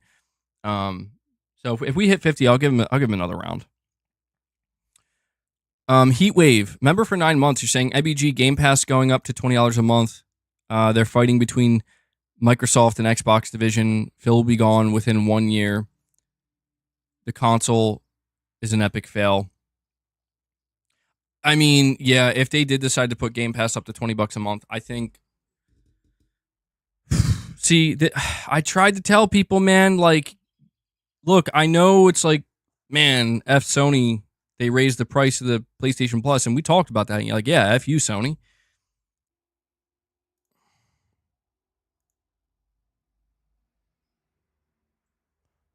All right, we're back. Hold on. No, it wasn't just you. Yeah, the stream disconnected for about 20 seconds. We're good now. I had to just... I saw the notification. I'm like, all right, I just got to wait. I was like, please don't completely end the stream, because that would suck. I can't even blame him either, because he's chilling next to me. But this is a good moment for me to ask you guys. Let me see here. Guys, do me a big favor, okay? We have over 600 people here, which is amazing. Thank you guys so much for joining my stream and hanging out with me. Hit that like button, okay? We're sitting at 280 likes. You guys are doing great. I want to see if we can get that number up, because it really, really helps the streams more than you know. And you guys have been doing a very good job. There are some people that don't like that we're having this conversation today and that we're talking about Microsoft. So the best way to help out the stream is to hit that like button. Let's see if we could get to 325 likes. I think we could easily do that. Easily. Loafs plus collapses his platform. Yeah. I gotta watch out for how much boss is loafing, you know? All right. Let me also give a big shout out to VC. Wait, hold on. It's confusing me here. Still giving a shout out to VC, but I can't tell if did he become him. Okay, that's a milestone, but there's no words. So shout out to VC for being a member for 6 months. I appreciate that, bud. We have Chris Brown here with a super chat. He says Disney Plus barely became profitable with over 100 million subscribers. Game Pass has like 35 million and constantly spends money. Who the F kept this alive? Microsoft did. Like, dude, Microsoft's bank account is what kept it alive. And I always got this sense, dude, that Game Pass is on a timer. There's only so much money Microsoft is going to allow themselves to bleed in the name of Game Pass until they're like, we have to step in. We're not seeing results. We've been waiting almost a decade for results, and it's still not happening. We're changing the strategy, and there's nothing you can do about that. You're either on board or you're not. laser dot for running purposes to help boss. We will. Listen, if we hit our goal of 50 by the time we get to the end of the stream, we'll do some. We'll let boss burn off some of those treats. But yeah, Chris, I think that's basically what it comes down to is Microsoft was willing to bleed money in the hope that it'll all come together and turn around. And I think it just became clear, like, this isn't working. We need to do something different. We also have Capono, a member for 12 months. Thank you for that, Capono. He says, for 1 year, I've been watching your channel as you warned people about Xbox. Forgive me if I ever doubted you were correct this whole time. Well, I appreciate that, Capono. I do. And it's something that I kind of...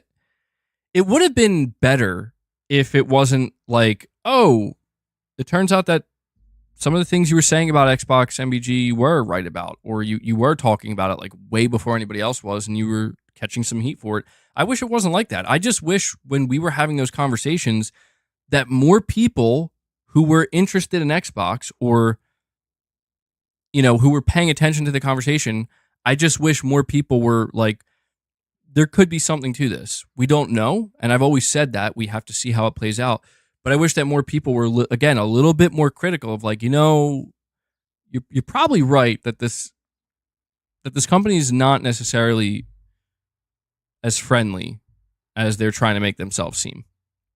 That maybe we should be a little bit careful about listening really to what anybody at Microsoft has to say, because, I mean, dude, good luck, Microsoft. You know what I will say? And this is one thing where Piper said after the Xbox showcase, nobody will care. Well, you know what? I do think there will be something permanent that happened, that has happened. Something permanent has happened here. Some irreparable damage has been done to the communication line between the Xbox brand and fans and gamers. I think that's true. I don't think that's dramatic because Phil Spencer's still there. Matt Booty hasn't been fired. Sarah Bond hasn't been fired. Aaron Greenberg hasn't been fired. Phil Spencer hasn't been fired. Nothing. Everybody's still there. And what we are seeing exposed, one of the things that has been exposed over the past 24 to 48 hours are just the blatant lies. I mean, just egregious lies of like, wow, that's bad. Like, that's real bad. And I think that has done irreparable damage, at least for as long as the executives that are there, as long as that leadership is still there intact, and until they're replaced, I don't think people are going to listen to a damn word they say, and they shouldn't. Why would you? Especially with Phil Spencer, dude. We've been listening to Phil Spencer talk for the past decade. And I really am trying to think, like, what did he ever really say that turned out to be true? Really? It's kind of insane. This is why people in Fallout 76 are nuking his base or his camp. Okay? They've had enough. Phil, they've had enough.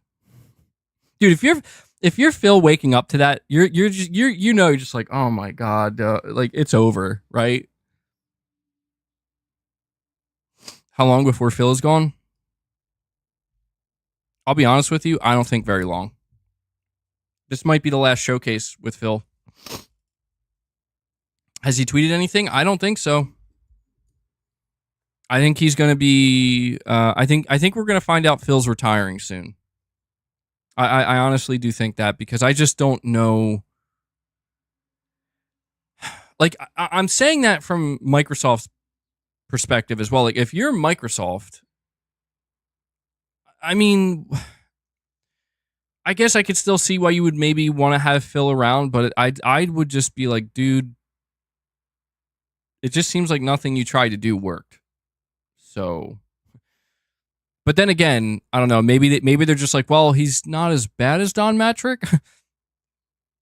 I don't know though, man. Don Matrick may have like nearly killed the Xbox brand, but he wasn't the one who, who initiated Microsoft just straight up putting their games on PlayStation. So I don't know. Anyway, Hickzock, member for 12 months, says, hey, MBG, Stellar Blade is nuts. Combat, graphics, atmosphere, music, the world, and lore. It's actually great. Prototype planet, diving suit. Oh my God. Yeah, I'm glad you're enjoying it, Hickzock. It's a great game. It's a very high quality game. And again, the first AAA console game made by Shift Up. And I think that they knocked it out of the park. So I'm glad to hear you're enjoying it, man. MBG, there's only so much goodwill you can take from consumers before they bite back. Yeah, I think this past, I think this week so far has been disastrous. Like, I think the situation that occurred with Sony was pretty bad, but Microsoft was literally like, hold my beer, Sony. I mean, seriously, it's like, wow, okay. Jordan, member for 7 months, says, I don't understand how it's this difficult for one of the richest companies on earth with access to all resources to simply produce good games. It's because it's not easy, and no amount of money will just make it easy. There is something at the heart of it, and I think it just comes down to, think about anything in life, right? Like, think about something that you are not good at or that you don't know how to do and how you would approach it, right? Chances are you would probably approach it with the understanding and the humility that, like, I don't know how this works, and I have to go into it with a certain. It would be like going into a dojo, and be like, I want to become a black belt. I'm not a black belt, and I only maybe know a few basic moves. That's about it. You can't walk into that dojo and be like, but if I just basically pretend I'm a black belt and convince everybody around me like I'm a black belt, okay, that's fine. But when the time comes where now you're going to spar, now you're going to go toe to toe, and it's revealed very quickly, like, oh my God, do you know anything? There has to be a certain level of respect given to where you got to approach it with again, this is why I said at the beginning, I'm starting from the bottom, and I have to learn the process of what does it mean to really build a studio. This is why I said Ninja Theory should have been treated differently, dude. I firmly believe that if Ninja Theory was acquired by Sony would have made it clear, like, listen, you guys are doing very good, but we think you can do better. We believe in you, and we think we can grow your studio, and we can really help you rise, and do it in a natural, organic way, right? We're not going to force you to do anything you don't want to do, but we're going to help you build it out, And that's not easy to do. That takes time. That takes patience. That takes skill. That takes management skill. To be able to actually find talent that knows what they're doing. That also is another skill that needs to be acquired. These are all things that Microsoft never learned to do the entire time they were involved in the gaming industry. And that is abundantly clear. Look at what's happening to the initiative, dude.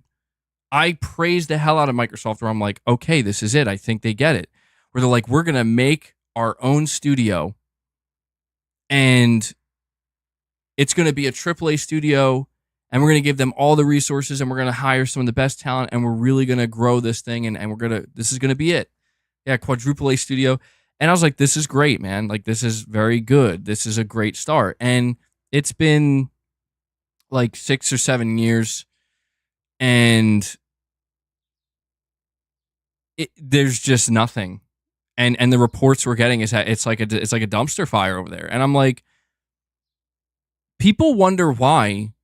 There's always been this kind of feeling when it comes to Xbox and Microsoft, like, people aren't fair. There's a bias against them. People aren't fair to Microsoft. No one gives them a chance. It's like, that's bullshit, dude. No, it's that people have, like, always knew that Microsoft, they just want to bullshit their way to success and to the top. And I get it. If you can bullshit your way to the top, why not?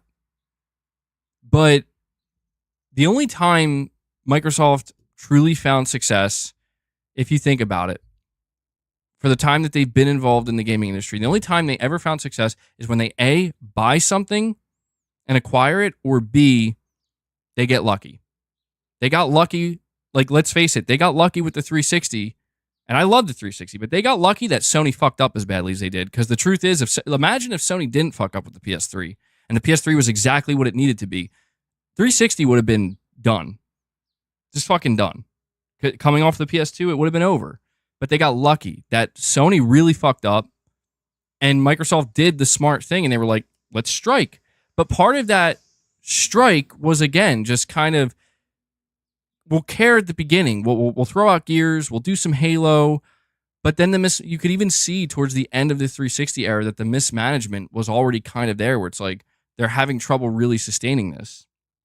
And while that was beginning to show itself, Sony was busy like learning the fucking ropes of like, okay, we have been a video game publisher, but we just got knocked back down to the bottom of the mountain. And we have to climb that mountain from the bottom, where we got to learn really what it means to get behind our studios, to rally our developers, to go find talent and to build great games and to put the player at the center of that. And they actually did it. And some people want Sony. That's why we want a great showcase from Sony now, because we feel like now another time is approaching where Sony, you got to reinstill that. You got to show us you haven't forgotten that. Show us you're back at it. You know what I mean? Microsoft hasn't done that, dude. Sounds like I have an axe to grind with Microsoft. I kind of do, because I did, dude. I was there, man. Like, I was there pushing for them. Like, I'm telling you, it's not easy, but it can be done. And once it's done, it will be worth it. And I actually, at one point way back when Phil Spencer first got hired as the head of Xbox, I thought maybe he can be the one to do it. You know? He has the backing of Microsoft. He has, fans rallied around him, knowing that he's the underdog. Microsoft is the underdog. Like, maybe they can do this. And it just always came, it continually came back down to the same thing. And it just, listen, it just seems clear to me by this point that this is exactly where Microsoft is supposed to be. Unfortunately, they were always destined to be at this point if they never left gaming, because this was the only way for them. And I don't know why exactly, because I wasn't there the whole time, but from what I can tell, based off of what I do know, it's because they failed to... I know this is going to sound intense. I know it is, but I think it's absolutely true. I think Microsoft, specifically the executive branch, they never truly respected gaming. And because of that, they never truly respected everything that goes into it. And I think there's no greater revelation than that fact right now, as we see what they're doing. Like, we see what they're doing, and it's just total corporate fucking takeover, and just total corporate, like, fuck your games, fuck your measurements of success. None of that matters. We're putting this shit on the competitive platform because we want money and we want it now. And we don't even know if we're going to put this shit on Game Pass. It's just totally corporate. And that's because there was never any genuine respect shown from this company for the video game industry. Keep in mind, the only reason Microsoft got involved with gaming was because they didn't want to see Sony have a monopoly. And that's fine. I think that's a perfectly reasonable driving force behind, you know what? These guys over here, Sony, they're completely taking over the living room with the PS2. Nobody can fight them. So let's enter the game here. But they seemingly did so with no respect, with no understanding that, like, it's gonna take time. Like, you're not gonna, like, the only way you're gonna find success, Microsoft, sooner rather than later, by taking on Sony when they're coming off the PS2, is if you get lucky. And that is exactly what happened. That is exactly what happened, man. When you trace this shit back, you can see how it all adds up. And you can see why we are where we are right now. And it's very fascinating. So, in my opinion, Microsoft, over all the years that they've been involved in gaming, they failed up because they got lucky. And even when you look at the 360, dude, they even fucked up on a hardware end with the red ring of death. But, they had to do what they had to do to overcome that. But it's like, it just seems to me like Microsoft was always destined to reveal how they truly feel about gaming. And that is what it comes down to. I know I have this conversation when we talk about corporations. I'm not trying to sit here and say that the corporate executives at Sony have the utmost respect for gaming. I'm not saying that. But at the very least, they at least a certain level, a certain portion of that executive branch has proven that they have the understanding that we need to find the right people who actually do understand that, who actually do have some kind of respect for it. Because if we don't, we're not going to make it. We're not. Same thing with Nintendo. That's the truth. And there's no denying that. It's just like I mentioned Capcom earlier. Like, do you think Capcom learned how to make good video games by saying, we'll just spend money and we'll figure it out? No.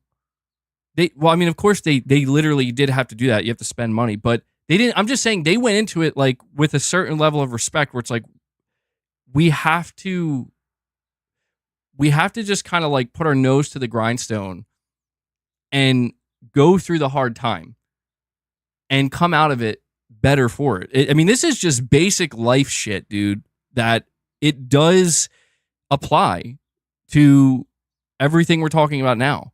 It applies to the business realm and these different markets and the different philosophies behind the creation of these products and these brands. Anyway, I really went on a tirade there.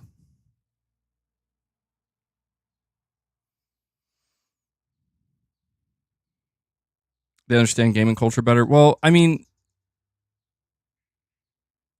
just, a part of me almost feels bad for Microsoft because it's like, it does feel like there were certain times where they got so close, dude. Like Microsoft at certain times, it felt like, oh, I think they finally get it now. But then immediately after, it's like, oh, no, they don't at all. They don't. And right now, I think is a perfect example of that, where it's like, guys, listen, Hi-Fi Rush, not the biggest moneymaker, but believe me, this means something. Hi-Fi Rush should mean something to you and your brand. And the meaning stems from exactly what I'm talking about. The meaning stems from it didn't make you the most amount of money, and it wasn't the biggest sales success by any means, but this is a start. This is a glimpse. This is a little spark. This game can act as a catalyst. Grow this studio. Show everybody that you care enough to grow this studio and let them really flesh out what maybe a potential sequel to Hi-Fi Rush could be. And this is exactly what I'm saying, where they're like, no, fuck that. And that's where I say, well, then fuck you. Because that was the right thing to do. Period. End of discussion. That was the right thing to do in this exact situation. And it is appalling that they were just like, nah, we're not doing that.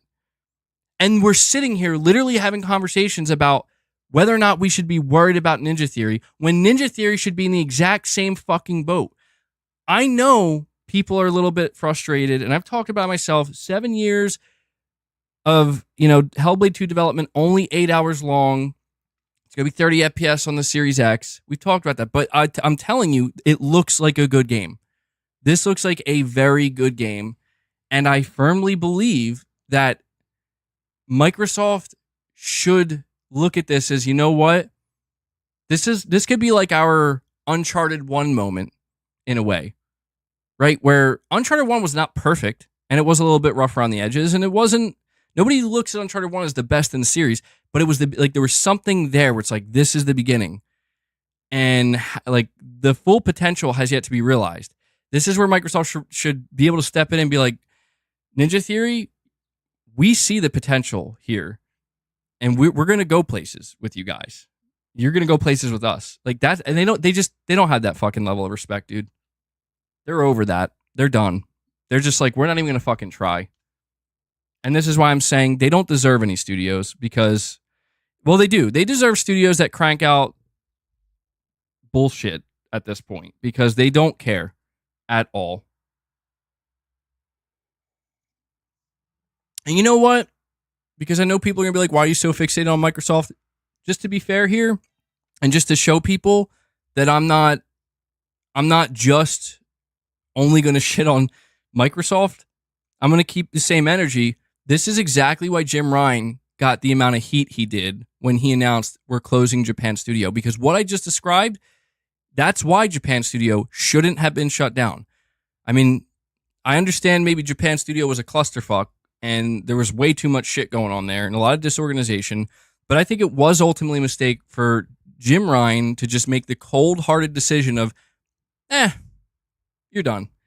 Because it's like, dude, they may not have sold the most amount of games. They may not have done, they may have been a disorganized mess, but you could have corrected that. You know? And I think that would have been a wiser decision because we know that at PlayStation over the years, that level of respect does exist there. But maybe Jim Ryan, for him, it didn't. But Jim Ryan's not there anymore. And that's where it's just like, you know, people, it pained people to see Sony make that decision, to see Jim Ryan make that decision because it felt out of touch with the culture.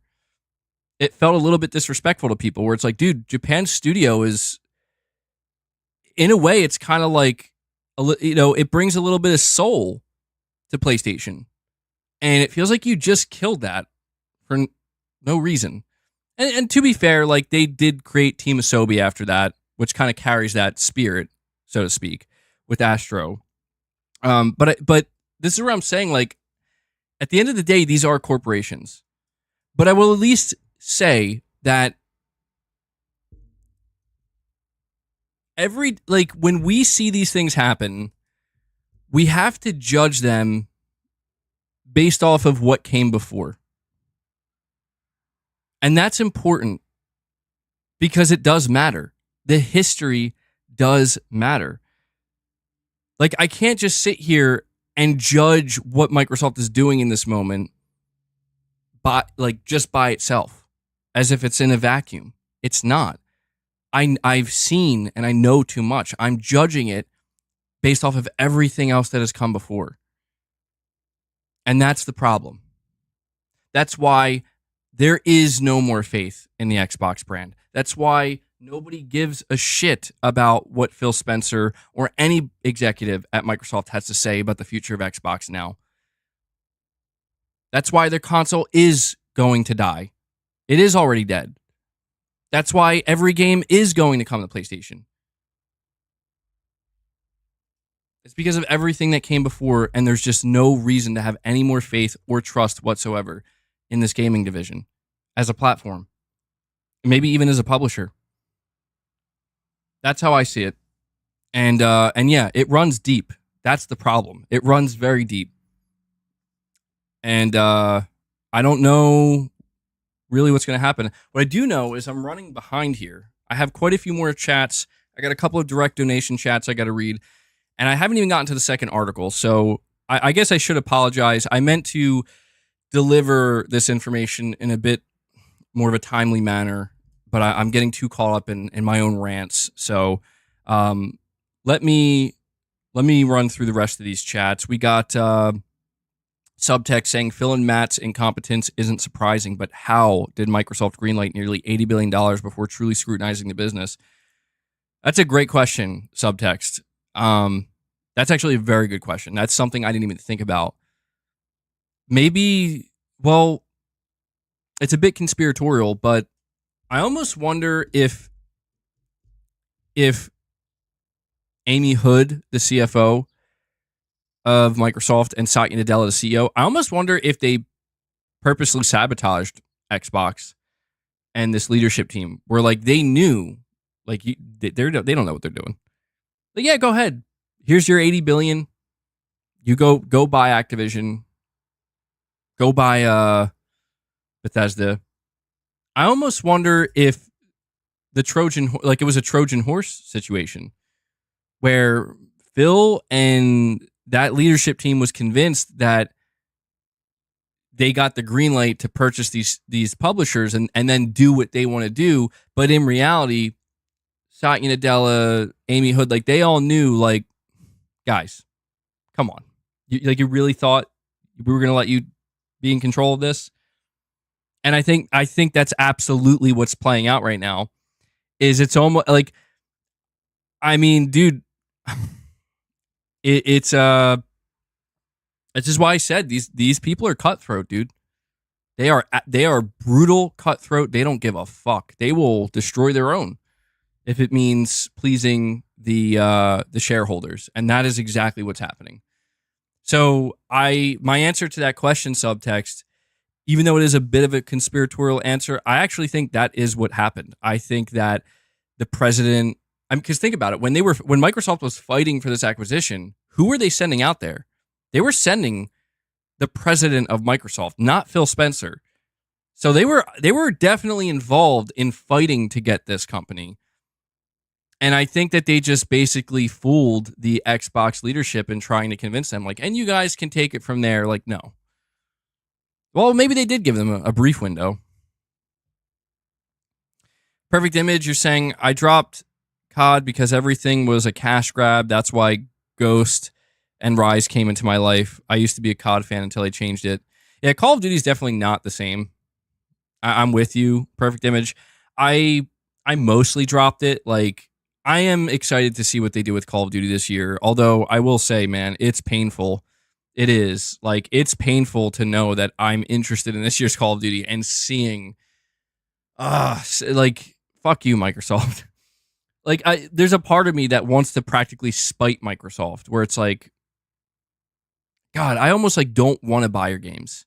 But I know that that's not fair because I'm like basically hurting the devs at that point. But you know, you get what I'm saying? Where it's like, of course, the one Call of Duty that they're about to drop that I'm actually interested in. It'll be, you know, the first time Microsoft's in control of it. But I do agree, Call of Duty hasn't been the same for a long time. It's, I don't know, I've seen some of the ridiculous skins and stuff you can buy. Like there's a Nicki Minaj skin, and I'm like, what the fuck is going on here, dude? Like, this is just getting very stupid very quickly. But who knows? Maybe they'll show the new Call of Duty and it'll look terrible. I doubt it. Just because 4 years of development, I mean, we also have Matador509 with a $20 super chat. Thank you so much for that, buddy. You're saying here, what's up, MBG? I've always said, be a fan of the games, not the companies. I usually listen to your streams after due to work/life schedule. Love your content. Keep up the good work. Well, thank you so much for that. I'm glad you're enjoying the content. And yeah, that's a good motto to have. It is. Like, generally speaking, be a fan of the games, not the companies. I think the problem for me, though, with that is I care too much. Like, I pay too much attention. I feel like if I was more casually involved with video games, it would be much easier for me to just be like, I don't give a shit about the business, or I don't care. You know, it would be much easier for me to just operate that way, but I'm way too in the weeds, you know? Like, I can't help but read what Tom Warren is reporting about Microsoft. I can't help but, be interested in Sony's earnings and trying to understand, like, what are they saying about the business now? But at the same time, I do have these conversations with you guys where I basically am like, but does it matter? And that's the thing, dude, is it's like, well, most of the time, no. It's like what somebody said earlier, like, hey, when the showcase happens, no one's going to care. And it's like, well, it's because most people probably aren't paying as close attention to this stuff. But yeah, you can't, I would say, Matador, you can't necessarily go wrong with that. The only thing that makes me a little bit nervous to wholeheartedly endorse that, like, just be a fan of the games, not the companies, is I would just add to that, be a fan of the games, not the companies, but also try to pay a little bit of attention to what the companies are doing. So, So you maybe have some idea of like, again, it's why when people were supporting Game Pass, I was trying to tell people, like, I'm not saying don't subscribe to Game Pass and don't save your money. I was just trying to tell them, like, just keep in mind that if this doesn't work, you are going to be contributing to hurting development studios. And just because it's like this is never how things were done. Like, if you just want to be sure to just everybody's going to be okay, just buy the game. That's the best way to go about it. And I've always tried to encourage people to do that. But I get it. There's always going to be people that are like, well, that shouldn't be my, like, I don't care. It's not my concern. And you're right. You shouldn't have to care that deeply about the studios or the games. And that's for each individual to decide for themselves. So generally speaking, I can get behind that. Be a fan of the games. That's why sometimes when I think about when I was younger and the way I interacted with games, it was so different. You know? A lot of ignorance, for sure. But with that ignorance came a lot of bliss, you know? I don't know I didn't even know games was an industry. I just liked to play them. And I know which ones I like more than others. I liked it when it was simple, you know? But I don't think it can ever be that way for me again, Matador. But thank you so much for the super chat, buddy. We also have Nicodemus saying, man, I'm so glad I ditched Xbox years ago. I would hate to know I wasted my money in a dead ecosystem. PC and PS5 is all I need. Yeah, I will say, man, like, I kind of share that sentiment with you to a degree, even as somebody who supports console gaming, because, dude, knowing that we are getting Xbox games on PlayStation now, and now they're even talking about Hellblade 2 possibly coming to PlayStation. I mean, damn, dude, I am like, yeah, I would have been pretty annoyed if I had bought an Xbox or heavily invested in that ecosystem, because that, for me, that would have meant I'll probably start caring about achievement hunting and stuff like that. I'm like, no, I did that once before. I got out, and I knew it was going to take a lot to bring me back in, but now Microsoft is telling me, don't worry, we're just going to bring it to you. And so it's like, all right. They could do a Master Chief skin for Call of Duty. Oh, yeah, that'd be pretty, yeah, that'd make them a lot of money. Pragmatic Cat, you're saying Xbox was a great box, the best damn box anybody could ask for. I remember playing demo discs with my Xbox from the official Xbox magazine. May they rest in peace. Yeah, I mean, I know I've been really, really hard on Microsoft this entire stream, but it comes from a place of care to an extent. You know, like, I was there for the 360, and even though I did say I think Microsoft got lucky with the 360, it did require them to be able to read the room and know what they should do, and they did that, but only for a short period of time, unfortunately. But the 360 was great, and I wish that they just had enough wisdom after the success of the 360 to know what to do next. And we saw with the Xbox One that they absolutely did. Like, they had no idea. Like, the craziest thing about the Xbox One reveal is they had no idea what made the 360 so successful. And that was disturbing to witness in real time. Yeah, the rest is history. But yeah, rest in peace. May they rest in peace, as you say, Pragmatic Cat. Ragu Bagu says Phil and company better not speak a word to the public anymore unless at a showcase. Even then, got to be real careful. I've heard too many Phil Spencer speeches, dude. It's over. You know, like, come on. What else could he possibly have to say at this point? In all seriousness, like, what could he say that people would be like, yeah, yeah. I don't know. I don't know what he could say. I don't think we're going to be hearing from Phil anytime soon, to be honest. I don't think we are.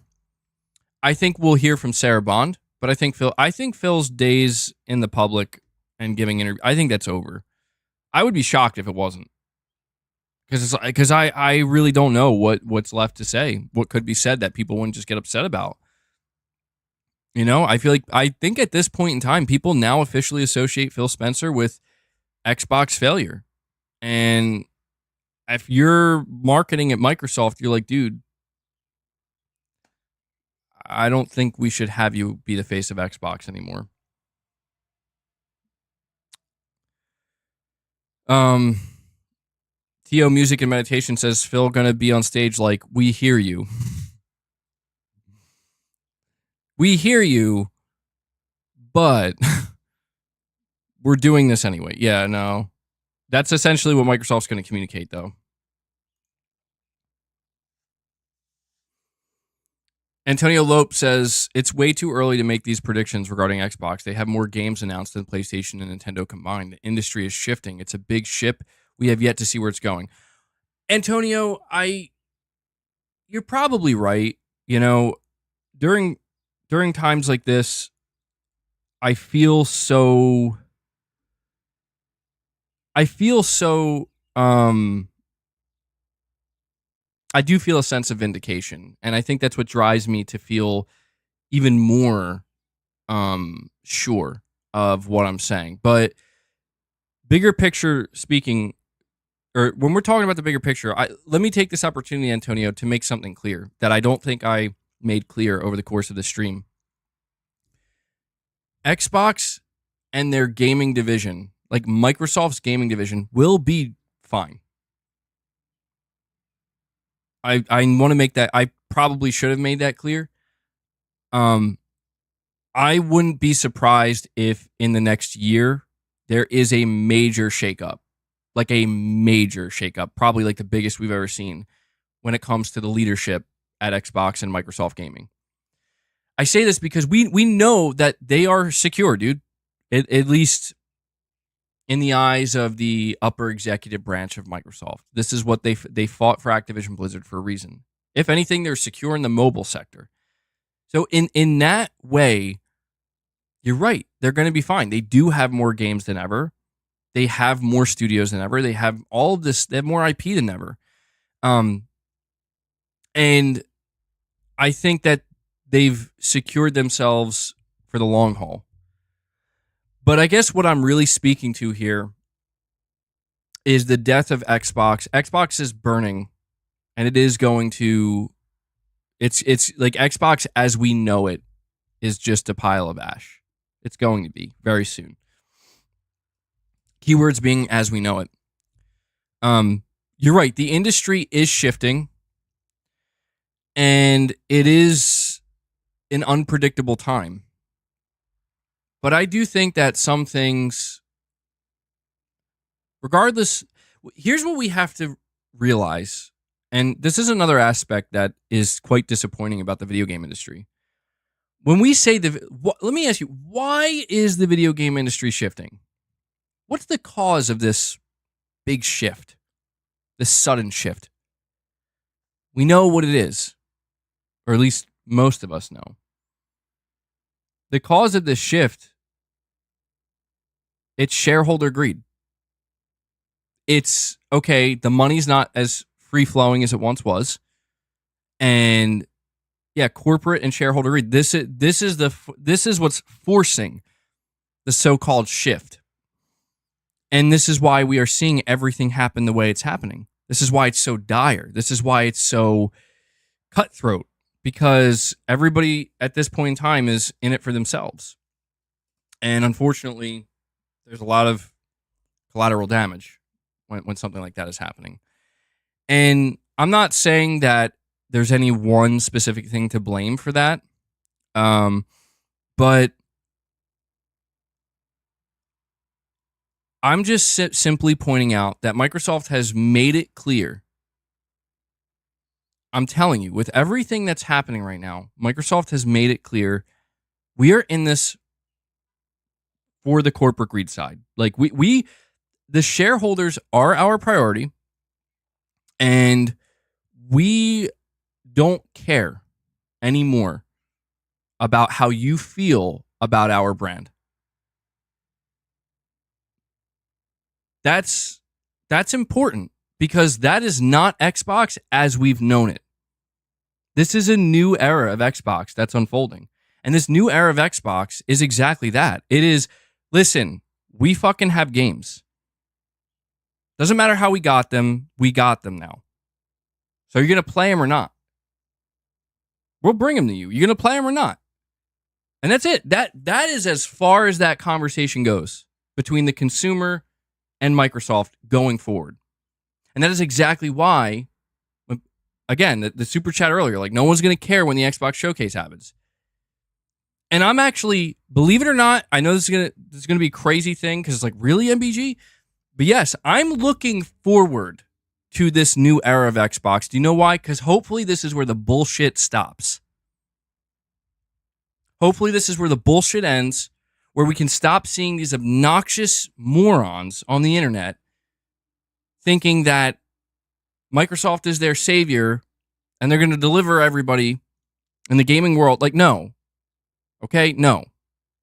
Microsoft is bringing an end to their fan base, or at least, again, the fan base as we knew it, and it's just an entirely new era, and this is the corporate era of Xbox.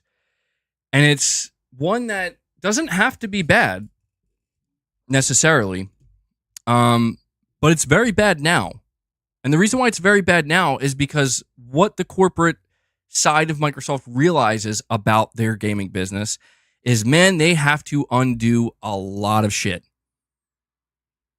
There's a lot of fat to trim, and we're going to do it quick. We're going to do it quick. We're going to do it clean, and we're not here. We're not having a one-on-one with the fan base. We're doing what we need to do for the shareholders. And that to me is not too early to predict. That is what is happening right now. And I'm not saying that's the best version of Xbox, by the way.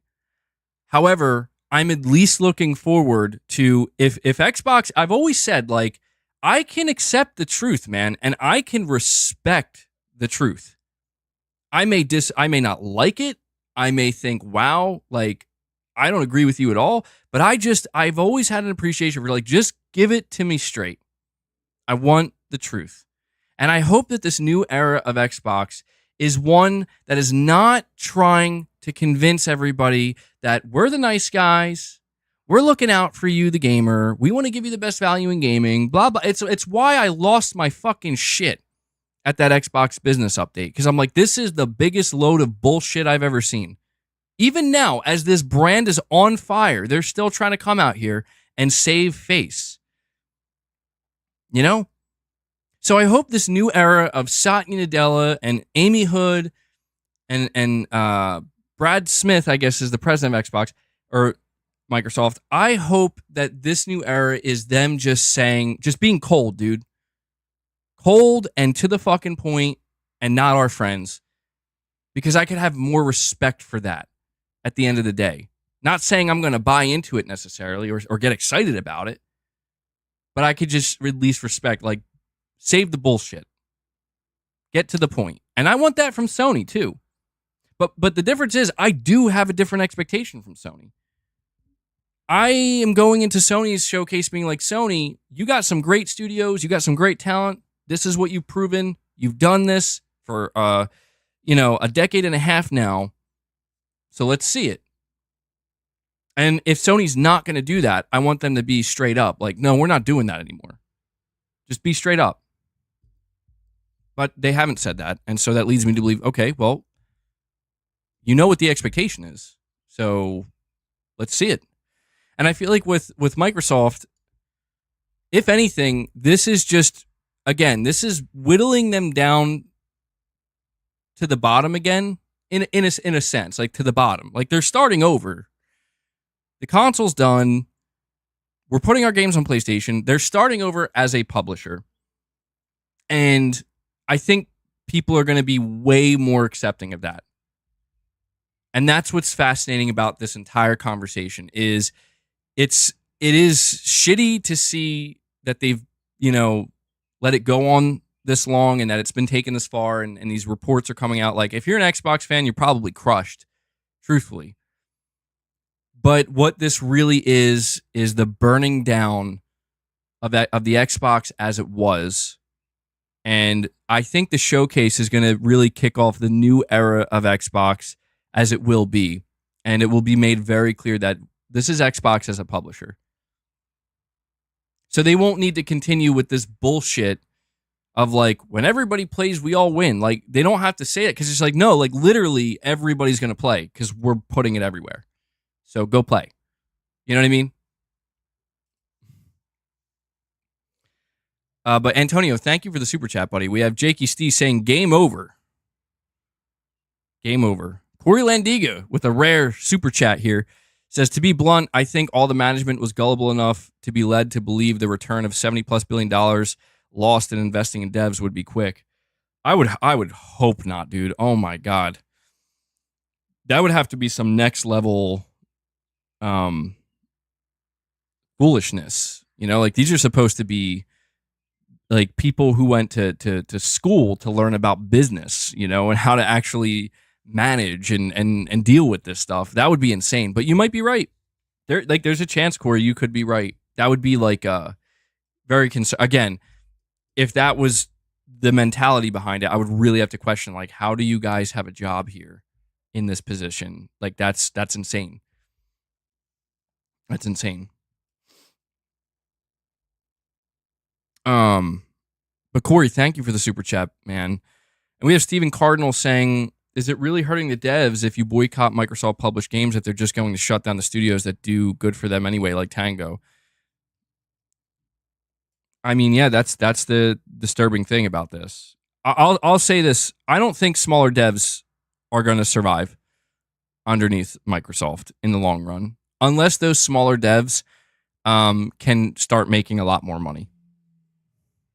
Because again, this is a new era of Xbox. I don't think Phil Spencer can protect anybody, to be clear. Like I think if anything, what we've seen is the complete disarming and dismantling of Phil Spencer in all of this. Phil Spencer can't protect anybody. And I think Phil Spencer is going to be the scapegoat. I mean, maybe fairly so, where it's like, I mean, dude, you led this thing for like 10 plus years. It's going to fall on you now. Even though this is, I saw the kind of funny did a show on this, I think yesterday, where it was like an hour and a half podcast where they were talking about this. And I was reading the comments and I didn't get to this part of their show, but a lot of people in the comments were saying, like, you guys need to stop defending Phil Spencer and stop making it sound like this shouldn't, like the buck doesn't or shouldn't stop with him. And I didn't get to that section where they were saying that, but based off of the amount of comments saying that, it made me realize that, you know, I think there is this general, not everybody, and certainly not, again, people are nuking his Fallout 76 camp. I don't think it's most people, but the people, yeah, exactly. Henry 3K. I know that sounds insane, but like, I think that's what's happening. I think that's what's happening. Like, dude, Microsoft is about to sacrifice this guy. Like, you're done. Like you are going to fall. You are taking the fall here. And we're going to come in. And we're going to correct all your mistakes, but you're taking the fall. And I think part of taking that fall, I don't know if that means he's still going to have a job there, but I think that is what's happening because it has to happen that way. Somebody has to take the blame. Somebody. And I think everybody basically decided that Phil Spencer is going to be the one. And it should. He's the head of gaming. So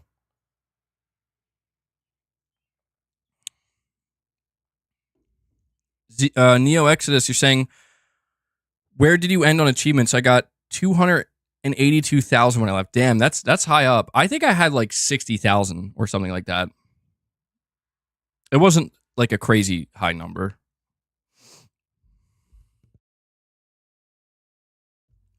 But Virtual Man, 10 times super chatting. Really appreciate that, bud. You're saying some people will only accept the truth once it's too late to avoid it. Yeah. Yeah, you're right about that. Hopefully we can avoid some of that, you know? The sooner you accept the truth, the better. It is disappointing to see that happen time and time again, though, where it's like there's just for some reason. So, and you know what the worst part about it is, Virtual Man, is the people who are the last ones to accept an obvious truth, they become the most vocal as well and obnoxious. And that's, to me, the most annoying part. It's like, I can accept that you can't accept the truth, but why do you have to be so annoying about it? It almost reveals that you do see the truth. You're just straight up aggressively in denial. And that's where things get very annoying. Philpocalypse. Oh my God. You guys are crazy. Philpocalypse. That's a crazy term, dude. Hanzo, that's a crazy term. Philtastrophe. Dude, Hanzo had these ready to go. It's the Philpocalypse, the Philtastrophe. Good stuff. But Virtual, man, thank you so much for the super chat, buddy. I really do appreciate that. And I just want to, again, give a shout out to everybody supporting the channel. I really, really appreciate everything you guys do for me in the community here. And we have a 10-month milestone chat from Lord Cannon saying, I like this Microsoft. I mean, studios can get away with making games like Redfall. I feel like now studios are going to try harder to make good games. Yeah, there is that other side of it, man, where it's like Xbox is burning and has been exposed, but maybe this is a good thing. In the end, I mean, I know that sounds nuts, but maybe this is what's necessary where I don't know that this guarantees that games will be good or better, but maybe it will create a higher level sense of urgency. But then again, you have that developer from Microsoft where, you know, he's saying like don't make this a Darwinist fight for survival here, but I think it requires a balance, and I think what we're seeing right now, I think Microsoft went way off balance, where I think Microsoft's biggest mistake, the current leadership at Xbox, Phil Spencer's biggest mistake, is let's play Kumbaya, let's convince everybody that we are the good guys. Let's win goodwill. It's like, that's great. You did that. You won the goodwill. People love you guys. I don't know why, because it's clearly bullshit, but people love it. People are eating it up. But I think the big mistake was that, like, again, it reminds me of like the fake black belt in a dojo, you know, getting ready to spar an actual black belt. It's like, dude, you're gonna be exposed. Like, people are gonna realize you don't know what you're doing. Damn, Corey, you went there. But maybe there is that hope that this, you know, there has to be a balance. I think right now we're seeing a kind of scorched earth approach to find that, you know, so this could be Microsoft's attempt to get back to a better balance. But the scorched earth approach, it's, you know, people are going to get burned and people are not going to be happy about it, you know. Zanarkand Blitzer, Magneto, Master of Magnetism, member for 32 months, says, hey, MBG, long time no chat. I'll be posting a long X-Men super chat thread, so please wait some time until I finish posting, and don't forget to show some feeling and passion when reading it. Okay, well, Zanarkand, I appreciate that, bro. I'll let you do your thing. And while you do that, I'm going to read, I have a couple of chats. Give me 1 second. I have 2 direct donation chats, I think. I think it's 2. Let me double check.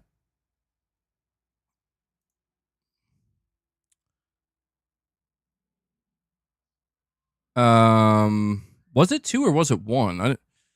I have one here from, I think it's Titus Serger, Titus, sorry. I know you told me to just call you Titus. With a $5 chat, he says, hey, MBG, using Streamlabs for the first time. Sorry it took me so long. In our country today, it's Father's Day, so happy Father's Day to you. I wish you and your family only the best, my friend. Well, thank you so much for that, Titus. That's very, very kind of you. Also, I got some moisturizer hanging from my, I think that's moisturizer, yeah. I had to, like, moisturize the shit out of my face this morning because, like, dude, my skin is so dry for some reason. But Titus, dude, thank you so much for that. That's very kind of you to drop that. First off, a direct donation, very much appreciate it, but to also wish me a happy Father's Day, because where you are, it's Father's Day. So thank you for the well wishes for me and my family, man. And I'm pretty sure I heard it go off a second time. ACM dropped a $5 tip as well. And he says, Moist Critical made a good point that Microsoft has closed more studios than released games this year. Damn, and Moist Critical was the one to make that point? Oh, man. See, this is how I know. This is how I know what I'm saying in my title by saying Microsoft is exposed and burning. Like, yeah, dude, when you have Moist Critical coming out making like saying something like that. It's like not good. Not good, man. It'll be very interesting to see how this Xbox showcase goes and what changes after it. Kendall Fire 22. Let me see. Kendall Fire 22 with a $5 chat says, I wouldn't blame shareholders. Everyone that buys a share expects to see its value increase. Blame Microsoft for trying Xbox's value for, I think you would say tying Xbox's value to Game Pass. I know. I tend to blame shareholders.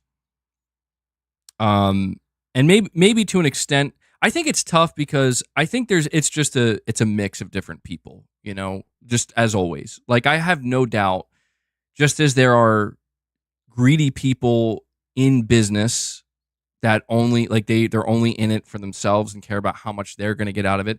There are greedy people, you know, that are investors as well. But there are also people that are not like that, where they're just, you know, they're trying to make money, of course, but it's not like a malicious level of greed. You know? That's to me is where all of this just seems kind of messed up.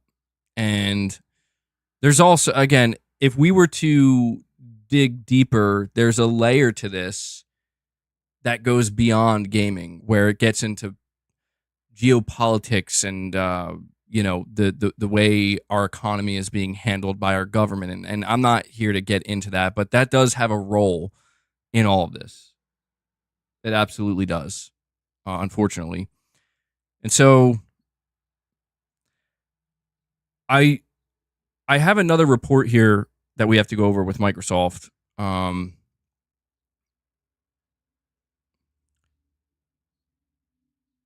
Damn, Zanarkhan, you're going crazy with this is like a 6-part super chat here, bro. I'm trying to like figure out when dude, like I'm gonna have to read this whole thing, man. Well, hey, Zanarkhan's paying for it, right? He said he wants me to read it with some passion. I'll try my best. Yeah, dude, Zanarkhan's super chatting a whole segment. I'm gonna wait a little bit though, because I don't know if he's done yet. Holy shit, 7 parts. 7 parts. Zanarkhan wasn't playing today, bro. I think he's still going. Yeah, I'm gonna read them all. Zanarkhan, you listen. You let me know when you send the final part. All right.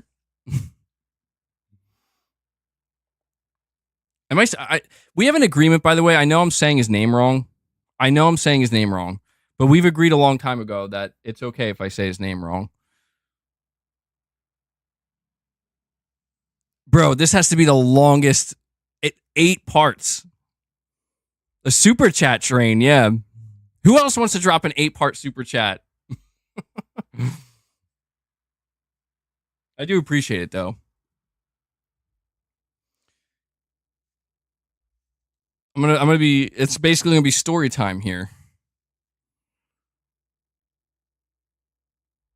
I love the idea, dude. I absolutely love the idea that when Devil Shooter does the timestamps, this is gonna have to be a whole segment. Oh yeah, by the way, while we're waiting for Zanarkhan to finish with the super chats, guys, we're sitting at 390 likes, which is awesome. Really, really appreciate that.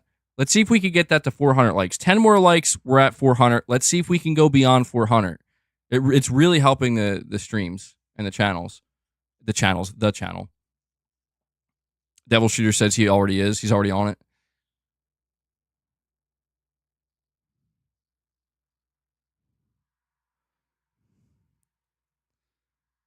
Never seen a story told in super chats. Yo, it's like as soon as he finally sends the last super chat, it's like the stream just like something happens to the stream, it just ends.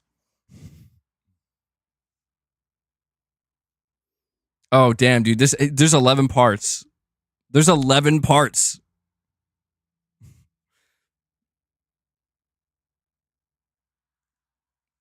What's the super chat about? We'll find out together, Devil Shooter. Good luck reading.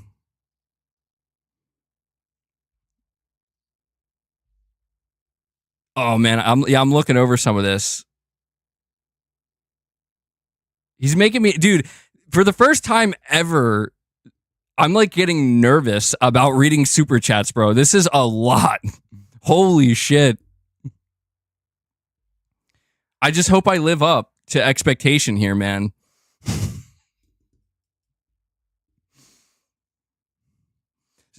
Zanarkan's like, I'm taking over the stream now. That's great. That's a crazy amount of super chats, though. You're saying go over the report? I want to, but I have a feeling like as soon as I start reading it, I will say that the title of the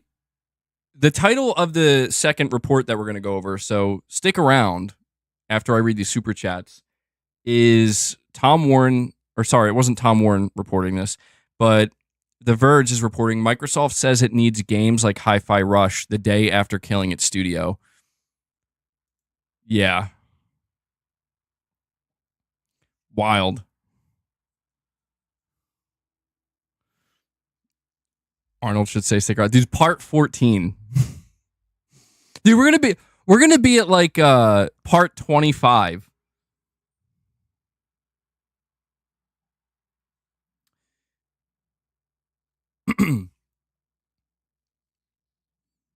Now you guys are in this too. You guys are trying to see how far does this go. Bro, it's gonna be like an hour segment of reading Zanarkan's chats. Well, hey man, Zanarkan is supporting the channel, bro. He's straight up directly supporting the channel through 15-part super chat so far. It looks like it's gonna be 16 parts. Yeah, I'm gonna have to have AI read this, bro.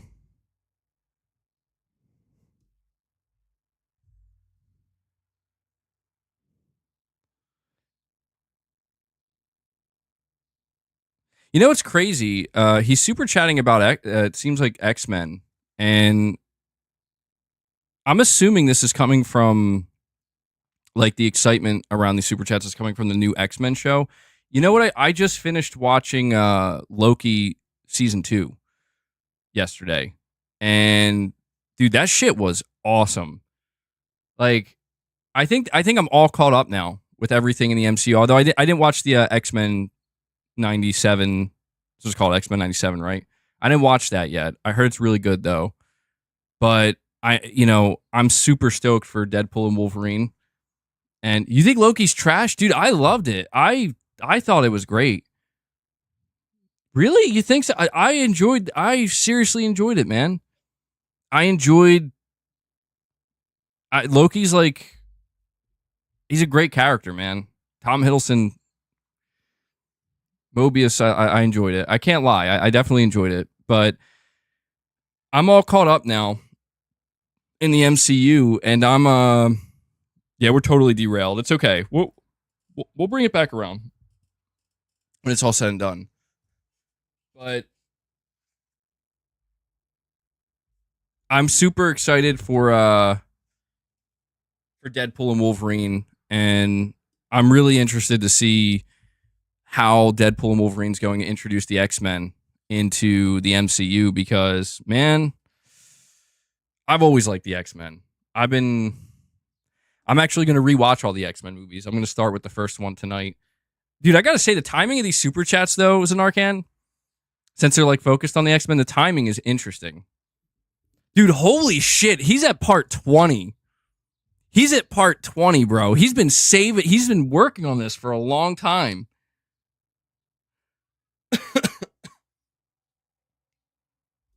I mean, thank you, dude. That's a lot of super chats, man. I really appreciate it. Paul's like, bruh. Check Zubitech. All right, let me go check that while Zanarkan's finishing his super chat train here. Let's see.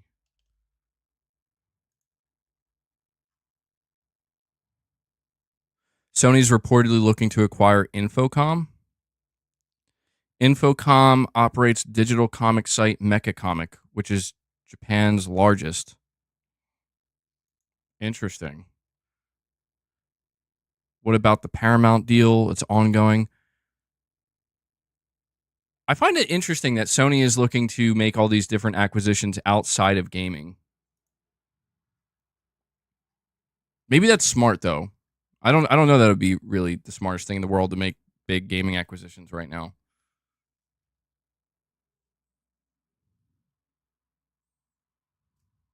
Bro, I'm about to considering how many parts the super chat is. We are at part 22. I made a joke a couple of minutes ago about being at 25 parts, and we're getting there. So I think because of this, I don't know. I am going to do a members lounge. Maybe we'll have to do the second part of the Xbox talk in the members lounge. No, I'm just kidding. Corey's saying he's got to go. Appreciate you being here, Corey. You don't want to hear me read this book?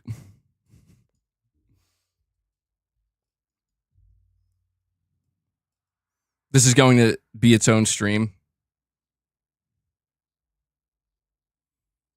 I have to say, though, I am actually curious, though.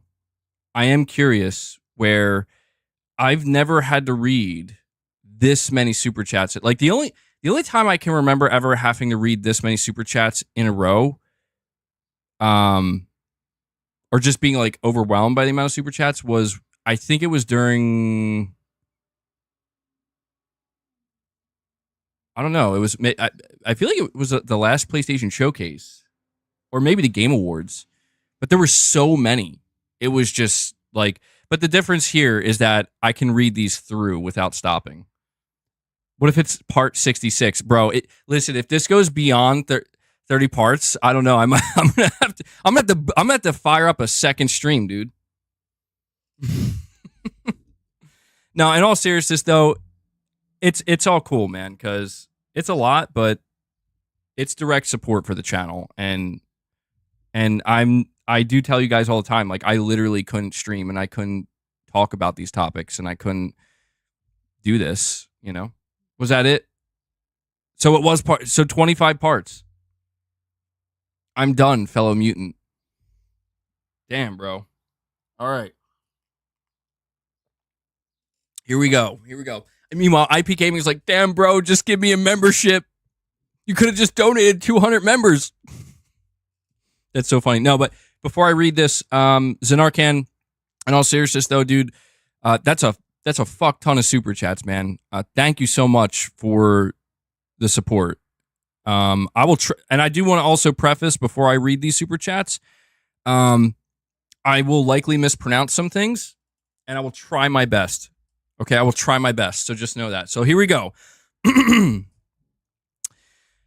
Blitzer says, Part 1, Professor Phil Spencer X. Oh, holy shit, I didn't know this. Okay, this is very interesting. Really quick, though, before I start, Steven Leon comes in. IP Gaming, his dreams may have been fulfilled. We got to see if IP Gaming gets a membership here, because Steven Leon dropped 20 membership gifts and a fucking 20 bomb. Holy shit. And then Fred Vance followed. Well, that was crazy. You guys both dropped that at the same time. Fred Vance dropped 5 more. IP Gaming, is it going to happen, man? No. Oh, man, I don't know. Is it happening? It's still going. Rudy says I'll be back in an hour. Steven Leon says, have to support you, bro. I appreciate it. Thank you so much. Steven, Fred, you guys just brought us up to 61 members on the day. Salute to you guys. Seriously. Thank you so much. Now, with that being said, the algorithm hates you, IP Gaming. Damn. They tried, bro. They tried. Stick around. Maybe at some point. All right. Let's read this. Let's start. Here we go. 25-part super chat. Never done anything like this before. Interested to see where it goes. Part 1. Professor Phil Spencer X. Hear me. Class is now in session. Want to know a secret? Coexistence is messy. Thus, my love for gaming, for my X-Men. Their heroism teaches lessons we mustn't forget. that the universe is very old and all of us very young, born of ancient stardust and all children of the atom. Professor Phil Spencer sees the globe of the earth on his desk spinning very fast. It stops and then is set on fire. Heavens no. Sees millions of skeletons with an Xbox controller in their hands and Xbox Series X and S consoles blinking red rings of death and leaking. Smoke on their desks in front of Phil. Dramatic music playing. Matt Booty. I'm sorry. Matt Booty, a giant Matt dressed in Master Chief's suit, helmet off, suddenly transforms into a skeleton wearing a warrior garb. Sees PlayStation chairman for life, Jim Ryan, Mark Cerny, and Herman Holst smiling on a TV, holding copies of Halo, Starfield, Gears, and Forza Horizon in their hands with the PlayStation 5 logo on each game case. No, they were dancing, subscribing to Gamepass, drinking wine, flaming console wars with PlayStation, making love. Oh, my children of the atom destroyed. Holy shit, this is awesome. Matt Booty, warrior garb skeleton, draws Kratos' blade, then jumps towards Phil. Phil screams no with Matt striking him, and Phil screaming, ah! I'm trying my best, man. I'm trying my best. The screen changes to Phil collapsing to the ground, him feeling shocked and eyes wide open. Phil, Lilandra screams of concern, runs to Phil's side. Beloved, what in the stars? I must return to Earth immediately, Phil answers back. A Shire ship, I guess that's how you say that, crashes into a destroyed X mansion. Ship's doors open, and the person removes his helmet. Professor X, I hope that I'm not too late. Hands on his head and says, to me, my X-Men. Professor, please, not this, Magnus. Be reasonable. Magneto, I am not the one who needs to be reasoned with, Phil. Professor, there is a large asteroid hovering over my home that begs otherwise. Magneto, your home. When you abandon us for your Shirebird queen, you bequeathed it to me. Asked me to walk your path. Are you prepared to walk mine? Professor, Magnus, your path leads to total destruction for both humans and mutants. You must undo the damage you've done. Magneto, will humanity undo Genosha? Old friends, you should have seen it. It was just as you said that day in the bar, a promise realized. Professor, we have a plan to stop Bastion, but we must also repair Earth.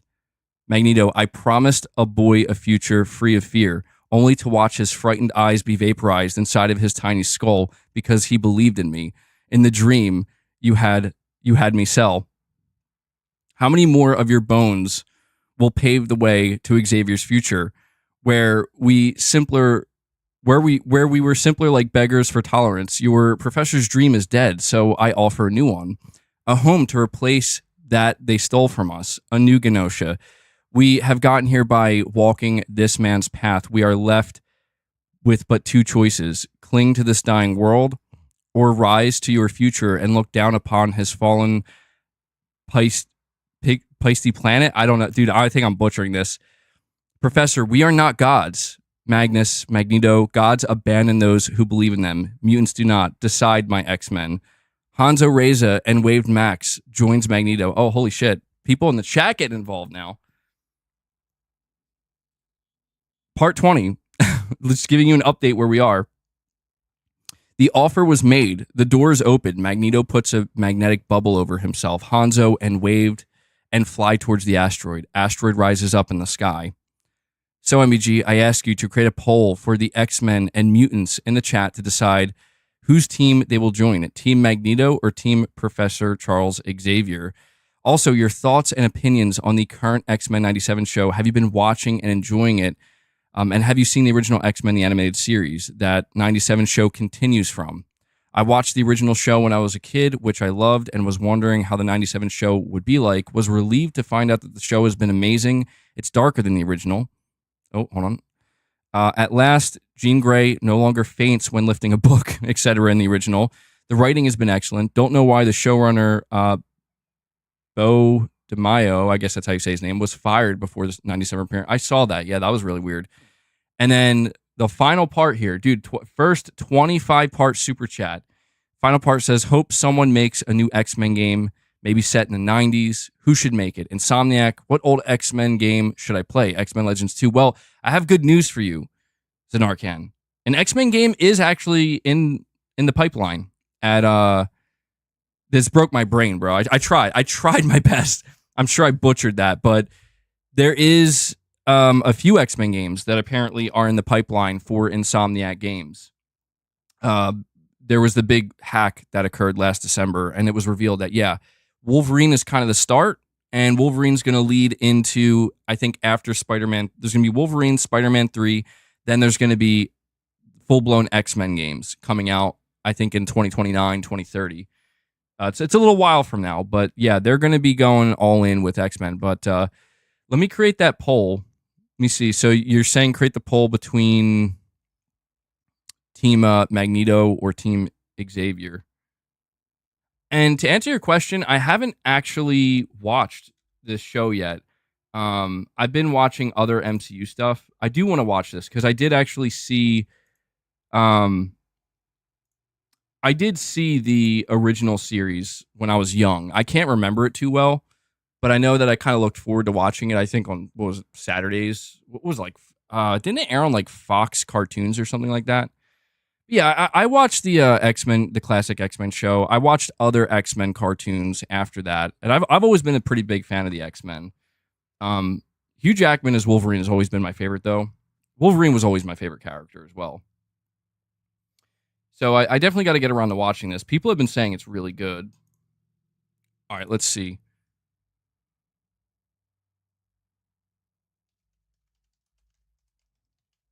So we got Team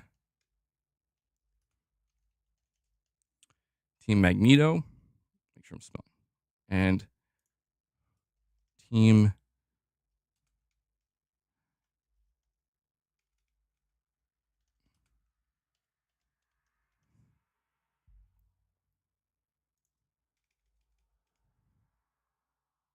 All right, I'm putting the poll out. I mean, I'm going to say I'm team... I don't know. Like, that's a tough one. I do like Magneto. I mean... But I think I would have to choose Team Charles. It's tough. Because I feel like Charles is just trying to do the right thing. But he's in a tough spot, you know? Like, but I can understand where Magneto comes from. It's like, yeah. By the way, I didn't get to heart any of your super chats, Narcan, but just pretend I hearted all of them. I can't go back and do all that, but yeah, I know. That's what it's especially hard because you're saying Charles is Phil. That's true. Yeah, in this instance, Charles is Phil. I don't know. Man, now you got me thinking too hard about this. You're putting this in the frame of X-Men. That was crazy though, dude. Hats off to you, Zanarkhan, for coming up. My question is, did you come up with... There's no way you just came up with that like on the fly. Like a 25-part super chat, just riffing, right? Like that had to have been somewhat planned out. I have to believe that. That was pretty good. I feel like I butchered it when reading it, but again, thank you so much, man. That's a drop. That's a lot of super chat drops there. Really appreciate it. Very interesting. Very, very interesting direction you took that. And also, I forgot to give a shout out to Jakey Stee, who in the middle of all that also dropped another membership gift. And guys, we are actually sitting, let me update this. We are sitting at 62 members on the day. So you guys are doing amazing today with all of the support. Means a lot to me in the community. So Jakey, thank you for that.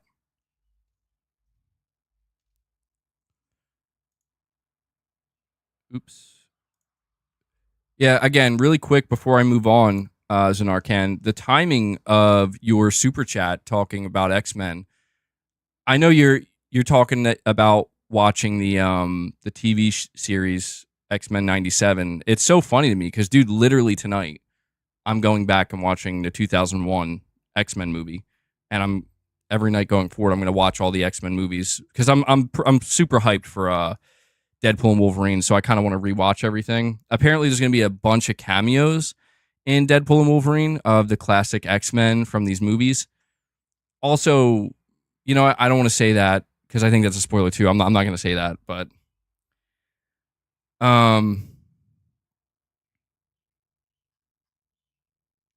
and let me make sure nobody else dropped any super chats in between that, so I didn't miss any. Okay, no. After that, though, we have generic white male saying, "Thanks again for the free membership community. Currently not working due to health." Well, there you go, guys. IP Gaming, I'm sorry you weren't able to get one yet. I think if you stick around long enough, you're definitely gonna get one. But generic white male is expressing his thanks.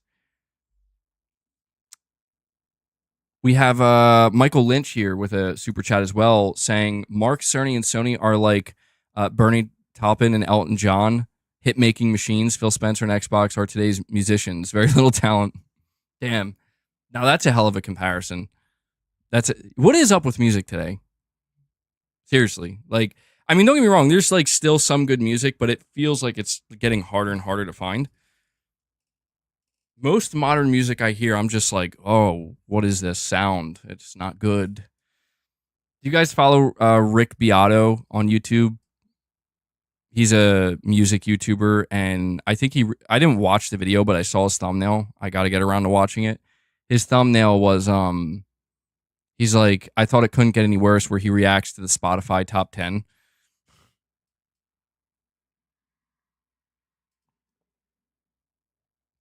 Yeah, he's a great YouTuber. He seems like a great dude. He's been doing like some awesome interviews with a lot of different musicians. And when I listen to Rick Beato, he makes me realize that music really isn't the same anymore. It makes me a little bit sad. But I'm sure we'll get back to it eventually. But Michael, thank you for the super chat. All right. We did it. We made it through the 25-parter super chat train from Zanarkand Blitzer, or Zanarkand. I should probably read his name one last time. Zanarkand Blitzer, Magneto, Master of Magnetism. I think we know which team he's on. So what we're gonna do now, and thank you guys for sticking around. What we're gonna do now, as I promised, is we are going to read the second report about Microsoft. Fred, you're saying I have Slaughter to the Prevail and Lorna Shore in my top rotation for music at work. You know what's interesting, really quick, before I read that article, is I know both of those bands, and I've listened to both those bands. I can't get into either one of them for some reason. I don't know why. I'm really into metal, but maybe in the future, I'll get into them. But you know who I've actually really been into lately is Mastodon. I've always known about Mastodon, and I've heard many of their songs in the past, but this is the first time like I'm really diving into their discography, and I'm like, damn, they have some really interesting music that I passed up on, apparently. Do I like Corrosion of Conformity? I'm not too familiar with them, but I like their song Albatross. I love that song. I think they have another song called Clean My Wounds. Anyway, yes, I do. Fred, I love Sleep Token. I was obsessed with listening to Sleep Token last year. I'm really curious to see what they do next with their music. But yeah, I have them in my rotation. Anyway, don't want to go too deep into the music rabbit hole. We'll save that for the membership lounge. Your son likes Frank Sinatra, Gen Z. I'm so proud. That's awesome. IP Gaming, you're saying you were a member for a year, though. You don't know why it not getting one. Yeah, I mean, that's the nature of relying on the membership gifts is it fluctuates every month. You know, some months there's more membership gifts given out than others. But I would say just stick around. I think, this community is very good at continuing to, gift out memberships. So I'm sure IP Gaming, you'll get one sooner rather than later. Hang in there. Oh, you're saying you had to oh, well, that's interesting. I read that wrong. You're saying you had to reallow yourself to receive gifts. Okay, that's weird. Yeah. I guess I'll put this out there. Make sure you click any of the gift icons if you don't have a membership gift, just in case for some reason YouTube makes you have to allow yourself to get gifts. That's so weird. And Zanarkhan, really quick, you're saying MBG, I took hours writing quotes from Xmen 97 and mixed Xbox into that. The poll is just Magneto and Charles, not Phil. Only in the super chat story time. Okay. That's how I was looking at it too, Zanarkhan. Thank you for the clarification. All right, I'm sorry to keep you guys waiting so long for this, but let's read this second report about Microsoft. I think it's also pretty important. The one mistake I feel like I made today was not immediately reading this report after the first one, so they're like totally disconnected. But for those who are here, it says today, one day after Microsoft announced that it would shut down 4 of its game studios, Matt Booty, the head of Xbox Game Studios, held a town hall to discuss the division's future goals. Quote, "We need smaller games that give us prestige and awards," end quote. This is what Booty told employees, according to internal remarks shared with The Verge. For some listeners on the call, it was a surprising goal. Microsoft had just shut down the Japanese developer Tango Gameworks, which was coming off the small prestigious hit title Hi-Fi Rush. Hi-Fi Rush, which was a surprise release last year, was praised for its innovation and charm. The rhythm action game featured music by the Black Keys and Nine Inch Nails with an art style that evoked the hyper-stylized games of the PS2 era.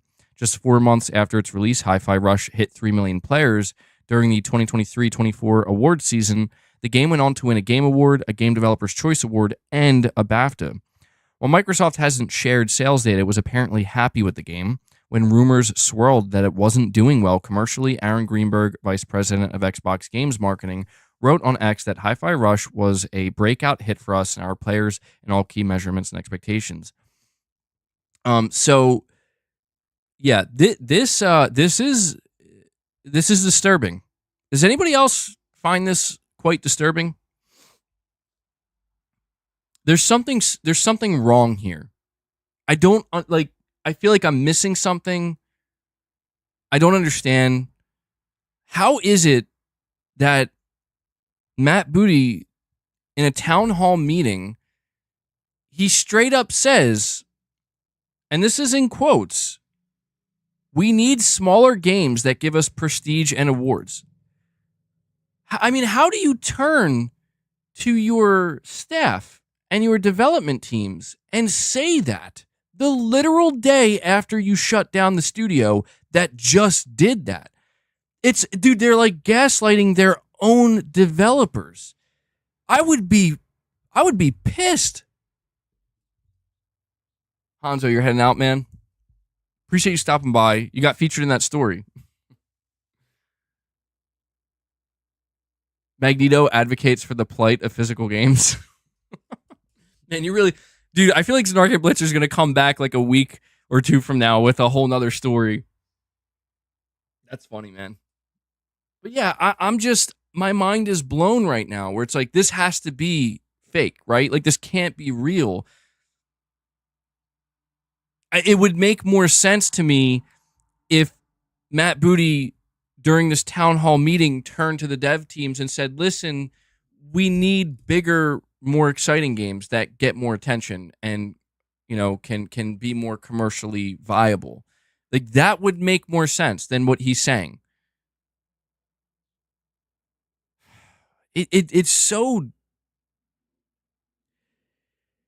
Like, I want to be more angry than I am, but it's like, I just don't even know how to react anymore.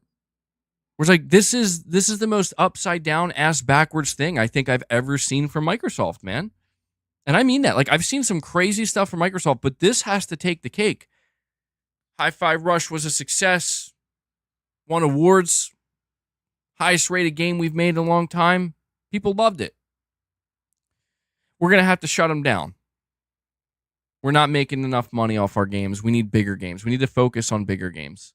Okay.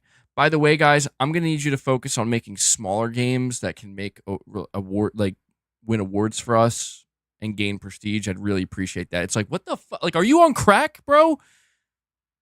Dude, I would like seriously have to ask, like, what drugs are you guys on? Because this is insane. This is insanity. This is absolute insanity. What is going on at Microsoft, man?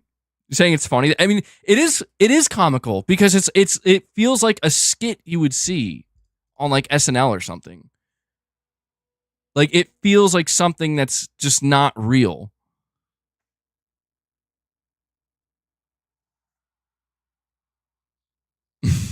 Oh, yeah.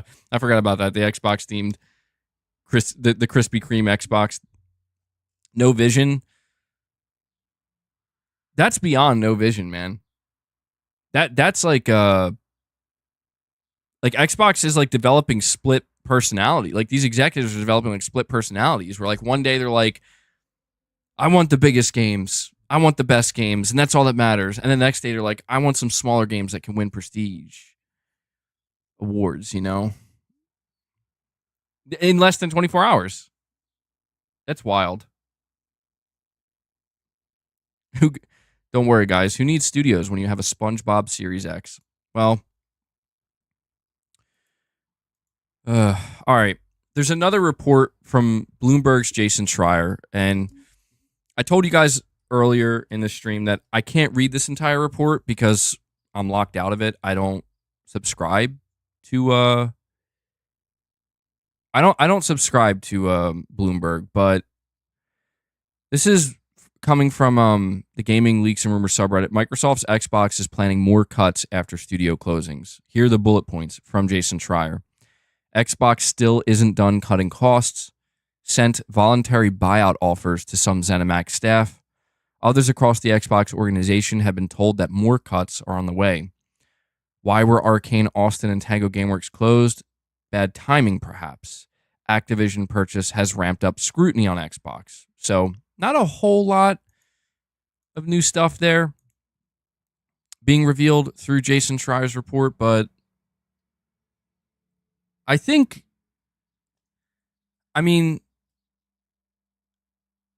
this might be one of the last times, guys.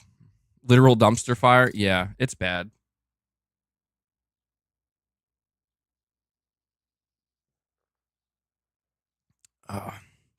My throat's starting to bother me, man.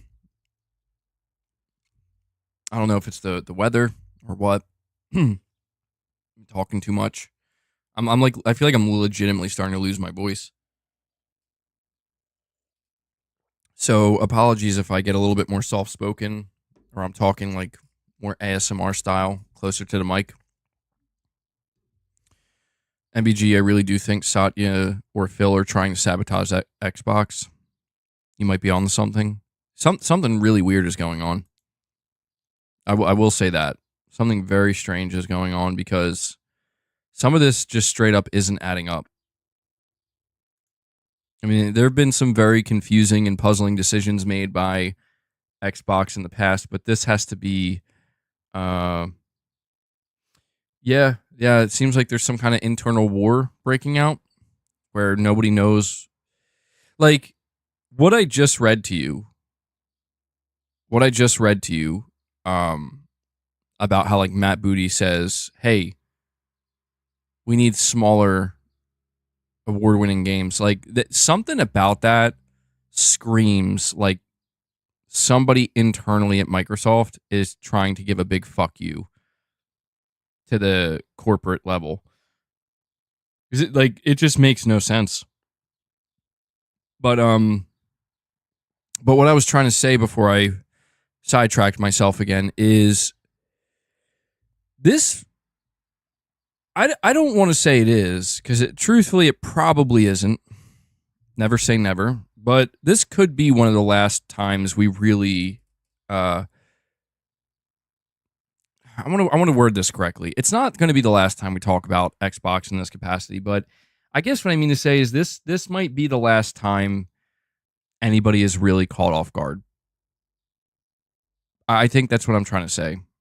I think I'm just trying to say that going forward, after this shit show, I mean, after what happened in February, and now this is happening, I think that there will be, Jason Schreier saying it, like, there's going to be more cuts.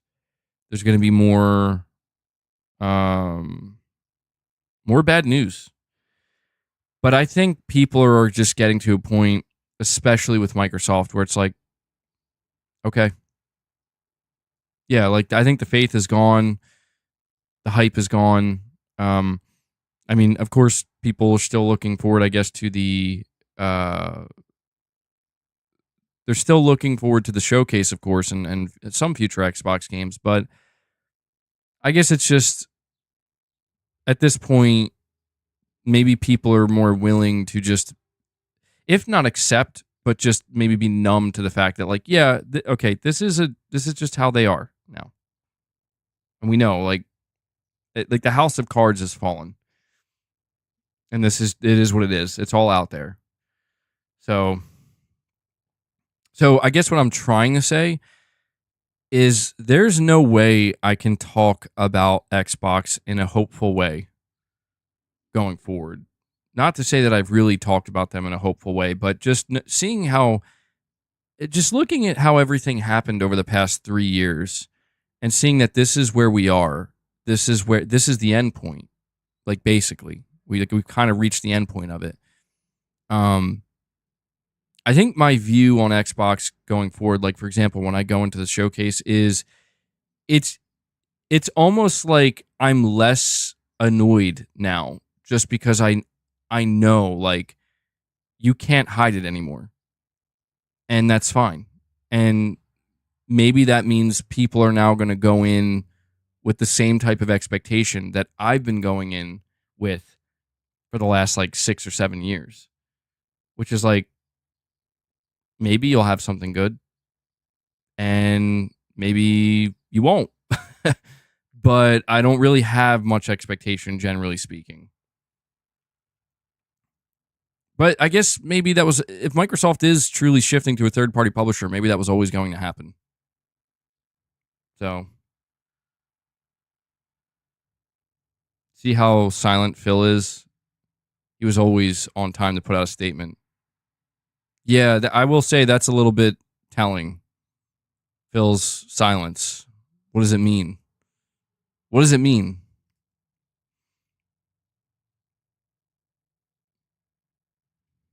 You think the collapse of Xbox consoles is going to be a wake-up call for digital sales too?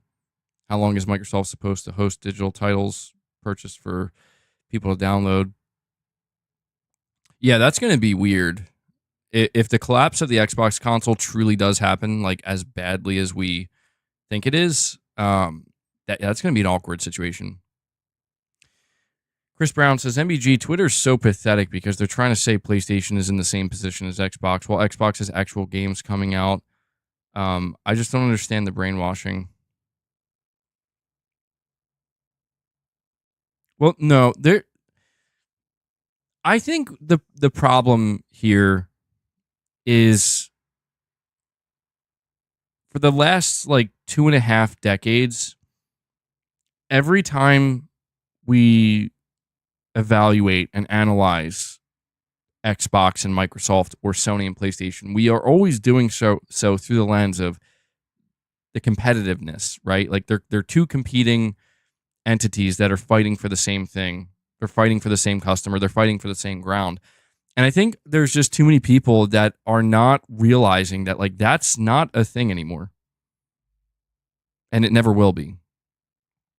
And because, like, I don't understand how when a person is being critical of PlayStation or Microsoft, when a person is being critical of Microsoft, like we are today, I don't know. I said earlier in the stream that PlayStation is a part of it. If anything, just for the reason that some of these games are apparently being talked about going to PlayStation. And we could also just evaluate, like, well, this is what Sony's doing and this is what Microsoft's doing. But what's always weird to me are the people where, like, their first knee-jerk reaction is like, but, you know, Sony is bad too. So, and, like, I hate that shit, because it's like, do you not know how to separate things and just realize that the situation that Microsoft is currently in and the problems that they are facing are in many ways completely different than the current situation that PlayStation is in and some of the problems they're facing? Do they have some similarities in some areas? Yes, and we can acknowledge those. But generally speaking, it is getting pretty close to comparing apples to oranges. You know? And it's not to say that Sony's perfect and everything's great. Like, no. Nobody should be saying that because we all know that's not the truth. Sony's not perfect and things could be better. And the great hope right now is that, well, listen, Sony has a showcase coming in a couple weeks. That's going to make hopefully things a lot better.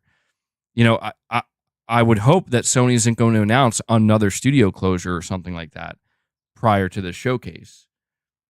I would hope that, you know, Sony is done cleaning up whatever they felt that they had to clean up. And when they did that, we were scrutinizing them. We were critical of them because we needed to be, because we need to acknowledge that, once again, even if we do prefer PlayStation and we do, like, I firmly believe PlayStation does things better than Microsoft, than Xbox. I firmly believe that. But that doesn't mean that they're not also a multi-billion-dollar conglomerate that is also driven by money. They absolutely are. And that's why I just think, like, people get too crazy with this shit and it's annoying. No, they don't get, let me take that back. They don't get crazy with it. They get fucking obnoxious. They get obnoxious where it's like, well, if my fucking platform's going to suck ass, then yours has to suck ass too. It's like, no. If my platform's going to fail and make a shit ton of mistakes and make everybody hate them, then I need to show that yours is just as bad. It's like, no. They are corporations. They are money driven. Yes. But they are different in how they operate. They are different in how they communicate. And there's a reason why back in 2021 and 2022, when everybody was losing their minds about Gamepass, Gamepass is the best. Gamepass is the best value in gaming. Who the hell wants to pay $70 for PlayStation games? What are you, crazy? We get our games day one on Game Pass, baby. There's a reason why Sony was not at all hesitant in coming out and saying, no, we're not going down that route. We're not putting our games day one on PlayStation Plus. It's not sustainable, and it'll ruin our business, and it'll be bad for developers. So we're going to ask that you pay for your games. There's a reason why Sony did that. And that's exactly what I'm talking about, is that's the difference. That's the difference between Sony and Microsoft. And that's why today, when Sony hosts a showcase, hopefully in a couple weeks, if they show a game like Ghost of Tsushima 2, or if they show any game that I'm interested in, I'm automatically assuming I'm going to have to pay for that game. But I also know that, well, that game's probably going to be very, very good. If Sony's going to ask me to pay $70 for Ghost of Tsushima, I'm automatically assuming that the quality is going to be through the roof. It's just, even looking at a game like Stellar Blade, Sony asked me to pay $70 for a game like Stellar Blade, and so far, it's absolutely been worth it. And these are all, like, you have to understand, well, these people that we're referring to, they seem to fail to understand that, like, that's, like, Microsoft has done the literal opposite of that for the last, like, 6 years on their platform. Like, they have actively looked at their entire fan base and their console player base and anybody who engages with their platform and said, you don't have to do that. And we're going to brag about that. And we want you to brag about that. You don't have to do that. And so they didn't.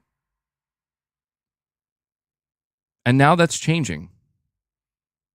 Where you better believe the upper executives at Microsoft absolutely do want everybody to do that. Because that's how you make the money. That's how you create a sustainable business model. That's how you've always created a sustainable business model. Chris Brown, you're saying here with the $2 super chat, does this guarantee Halo and Gears for PlayStation ports? Well, we can't use the word guarantee. I don't feel confident enough to use that word, but I will say highly likely. Very good chance, better chance than ever before that this is going to happen. On a more personal side and a less objective side, like, this is just my personal feeling, I think, yeah, like, everything's coming. And you're saying in the next 5 years? Oh, I think it's coming sooner than that. I really do. I think Microsoft, I think the gloves are off, man, internally with the executives. I think the gloves are off and they're like, we're not fucking playing around. Like, we're not dicking around anymore. We're here to make money. and we're going to make money. And it doesn't matter how we make it. We're going to make it. That's how I feel, man. I could be wrong, but yeah, I think the Master Chief Collection would be a good one. I have it right here. Look, this is a write up from Twitter's Grok, I guess, which is like their AI. But it says here, in a surprising twist for PlayStation fans, the April 2024 charts revealed that the Xbox Game Studios title Sea of Thieves sailed to the top of the European downloads, leaving Stellar Blade and Helldivers 2 in its wake. The pirate-themed adventure also charted at a respectable third in the US, proving that Xbox's treasure chest of games can still make waves on PlayStation shores. I love the way it's written up here. Meanwhile, Stellar Blade, despite its stellar debut, had to settle for second place in the US and fourth in Europe, perhaps making some fans wonder if it was more stellar than Blade in the end. Wow, okay. They're really, I get this AI is fascinating. As the gaming world continues to evolve, one thing remains certain: PlayStation fans are never short on surprises or reasons to debate the merits of their favorite titles. Well, I'd say that's pretty good for Stellar Blade, man. Like, the number one game says, yeah, the top downloads, Helldivers was number one. So that's why Stellar Blade was number two. Helldivers was number one. So, I mean, geez, man, the staying power of Helldivers, crazy. But I am pointing this out because this, to me, clearly shows that, dude, Microsoft is salivating. Like, the executive board of Microsoft and the shareholders are absolutely salivating at the idea of, dude, if we can do this well and make this much money on Sea of Thieves, holy shit, what can we do with Halo? What can we do with Gears? Because I promise you, man, like, those games will sell amazingly well on PlayStation. And I feel a little bit bad for, like, I only a little bit. I feel a little bit bad for the Xbox fan base because they were like trying to support Microsoft, and Microsoft was like, "This is for you guys. We're here to give you the best deal in gaming, Gamepass," and we're literally seeing that come undone. And they're like, "Actually, we're just gonna go to PlayStation because they buy games." It's like, wow, sheesh.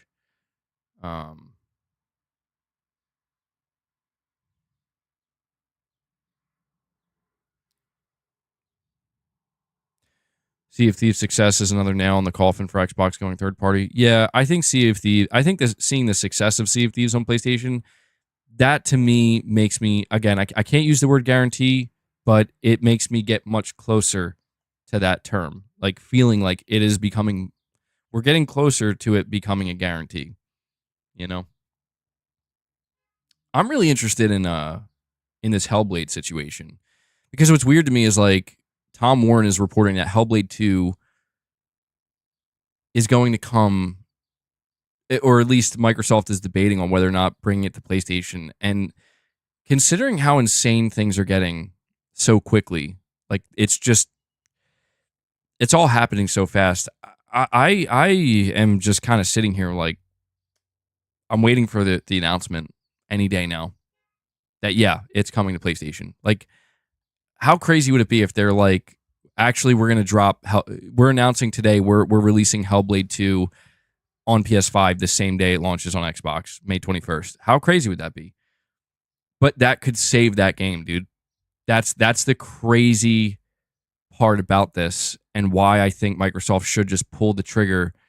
I know that there would be some blowback from, like, the fan base, be like, "Are you serious?" But it's like, dude, they came out and they already said it. Like, it's about the health of the Xbox brand, right? In other words, we need more money. So I would love that. Hellblade 1 sold well on PS4. Yeah. That's what I'm saying, man. It's not too late. The game isn't out yet. You could do it. Although maybe it wouldn't be so easy. They'd probably have to port it. It would take some time. You're saying no, it didn't? It didn't sell well at all? I thought it did. I thought Hellblade did decently well. Maybe I don't know. Maybe I'm misremembering. You know what? I don't know. Maybe it didn't sell incredibly well, but I think it did well enough to kind of help elevate Ninja Theory somewhat.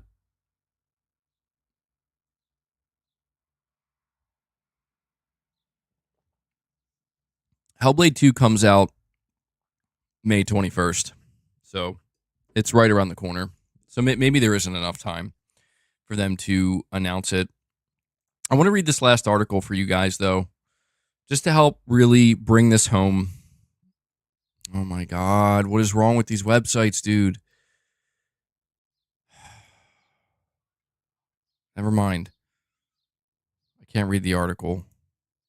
They won't let me. But I know what the article said, so I can convey the news to you. The news comes from Matt Piscatella from Circana, aka NPD Group. And he revealed that there is no growth in the video game subscription market. There's no growth with Game Pass. There's no growth with PlayStation Plus. Like, it's totally stagnant, and it just has grinded to a halt. This is very important to highlight because Sony bet against Game Pass, and they were wise to do so. Sony had a very good understanding that this is going to be a mistake if we try to follow Microsoft down this path. And that's proven to be true here. And now we are seeing Microsoft in their own way kind of start to reveal that, like, yeah, this may have been a mistake. And now they're going to undo that.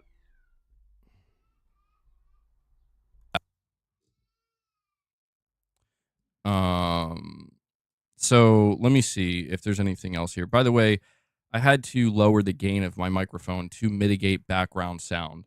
So give me a little bit of feedback. Do I sound okay? Is it too low? I'm talking as close to the mic as I can. If I need to turn it up, let me know. I can do that. I love how Sony announced new Bloodborne merch. Oh my God, dude. That was insane. Sorry, I just eat the mic. Mold the mic. Oh man. It's fine. All right. I'm just trying to mitigate background noise. I had these two other reports here as like bonus topics, but I think I'm going to save these two other reports maybe for the members lounge. We'll cover them exclusively in the members lounge. Exclusive. I'm just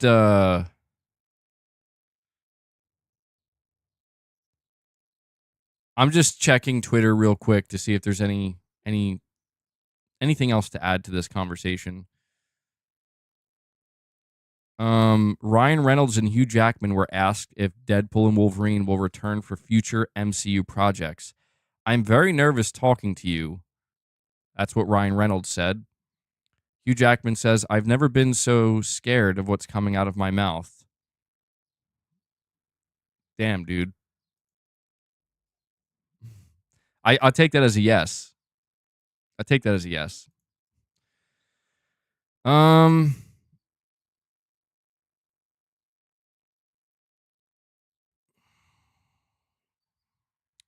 Just bear with me, guys. I'm trying to cover all my bases here.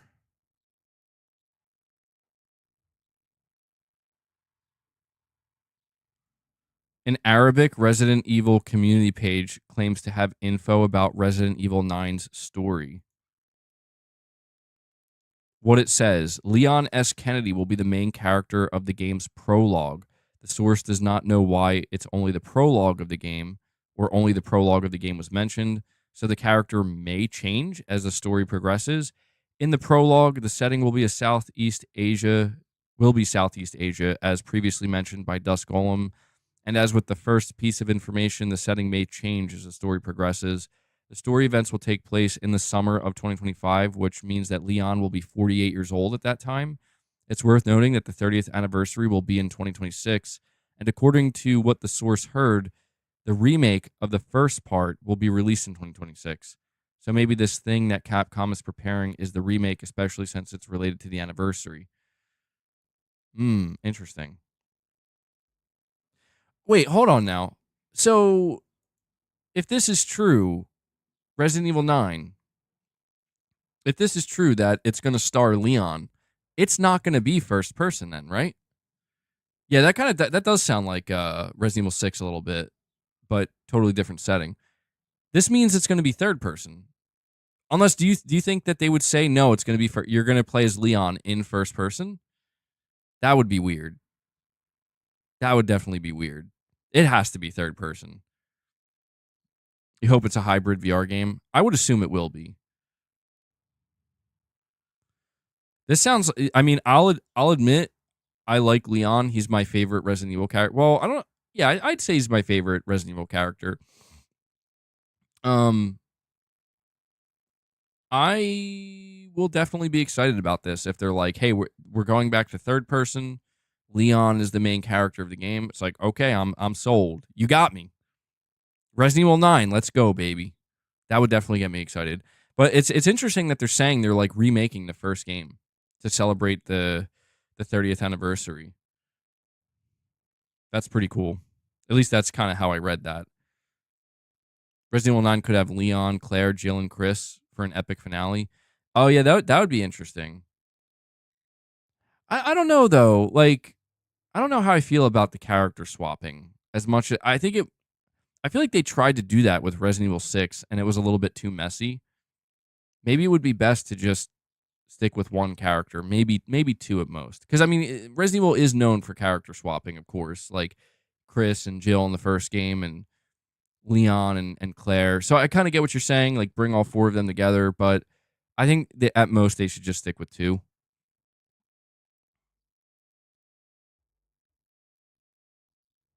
But apparently the game is really ambitious, so maybe they will do something like that. Maybe they will try to do all four.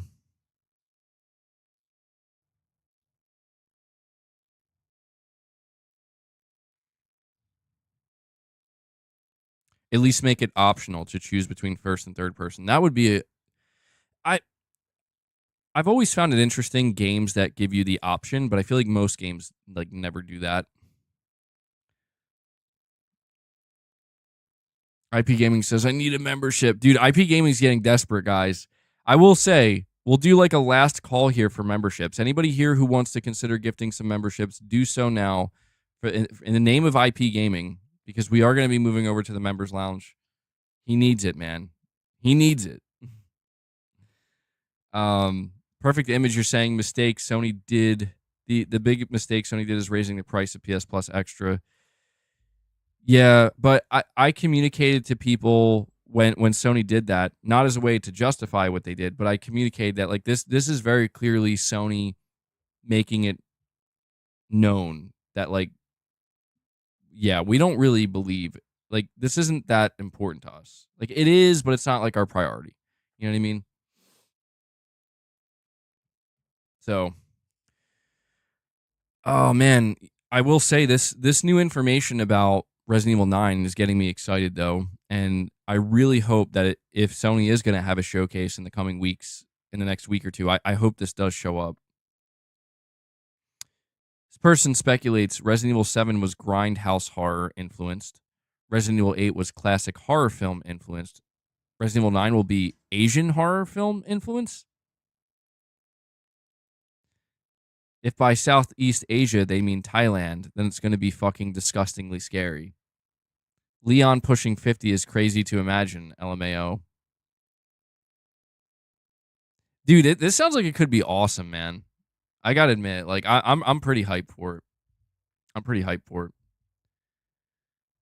We got Jakey Stee coming in. Jakey Stee's answering the call here, dropping a membership gift, bringing us up to 63 guys. We are just we are 7 away from hitting a solid 70.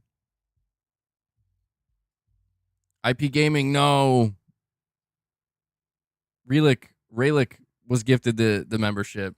IP Gaming's still trying to get that elusive membership gift. All right, where are we at? We're at the 3 hour and 35 minute mark. All right, I'll keep the stream going for like another 5 or so minutes. If anybody else wants to drop any membership gifts, see if we can help out IP Gaming here. But after that, we will move to the members lounge for a little bit. I just wish my voice wasn't giving out on me.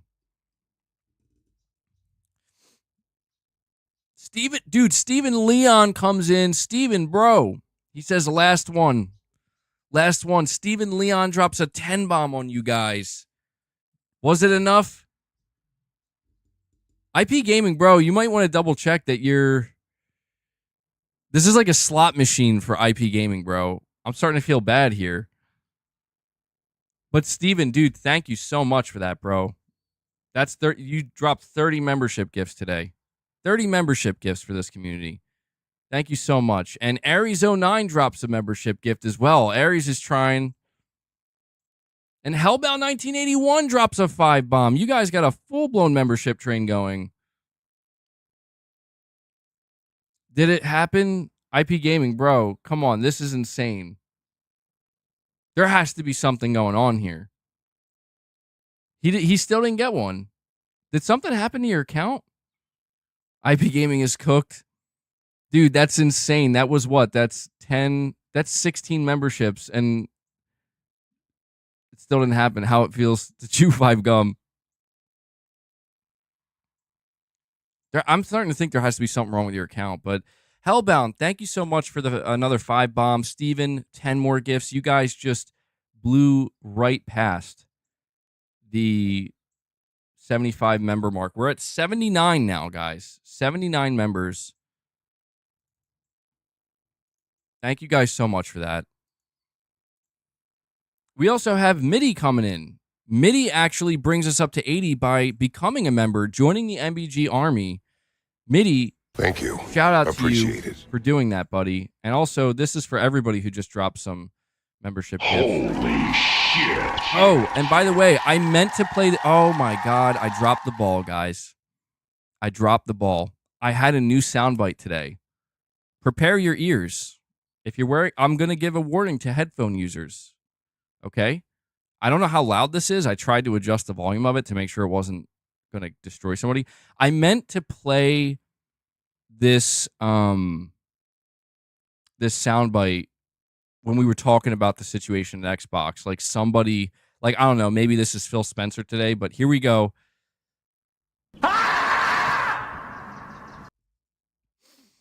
That's the Xbox fan base today, bro. Waking up to the news, that's the Xbox fan base. How was the volume on that? Mitty, thank you so much. But yeah, that brings us up to 80 members on the day. You guys killed it.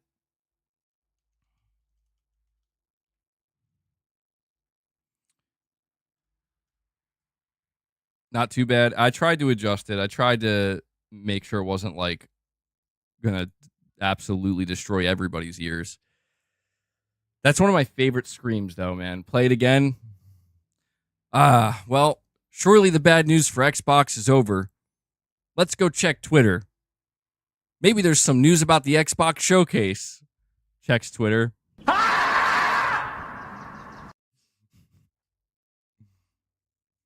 Check the poll. Let's see. 253 votes, 51% Team Magneto, 49% Team Xavier. Wow, that's a damn near 50-50 split. Yeah, that scream describes IP Gaming right now. Dude, there is another clip that I'm not gonna tease what it is.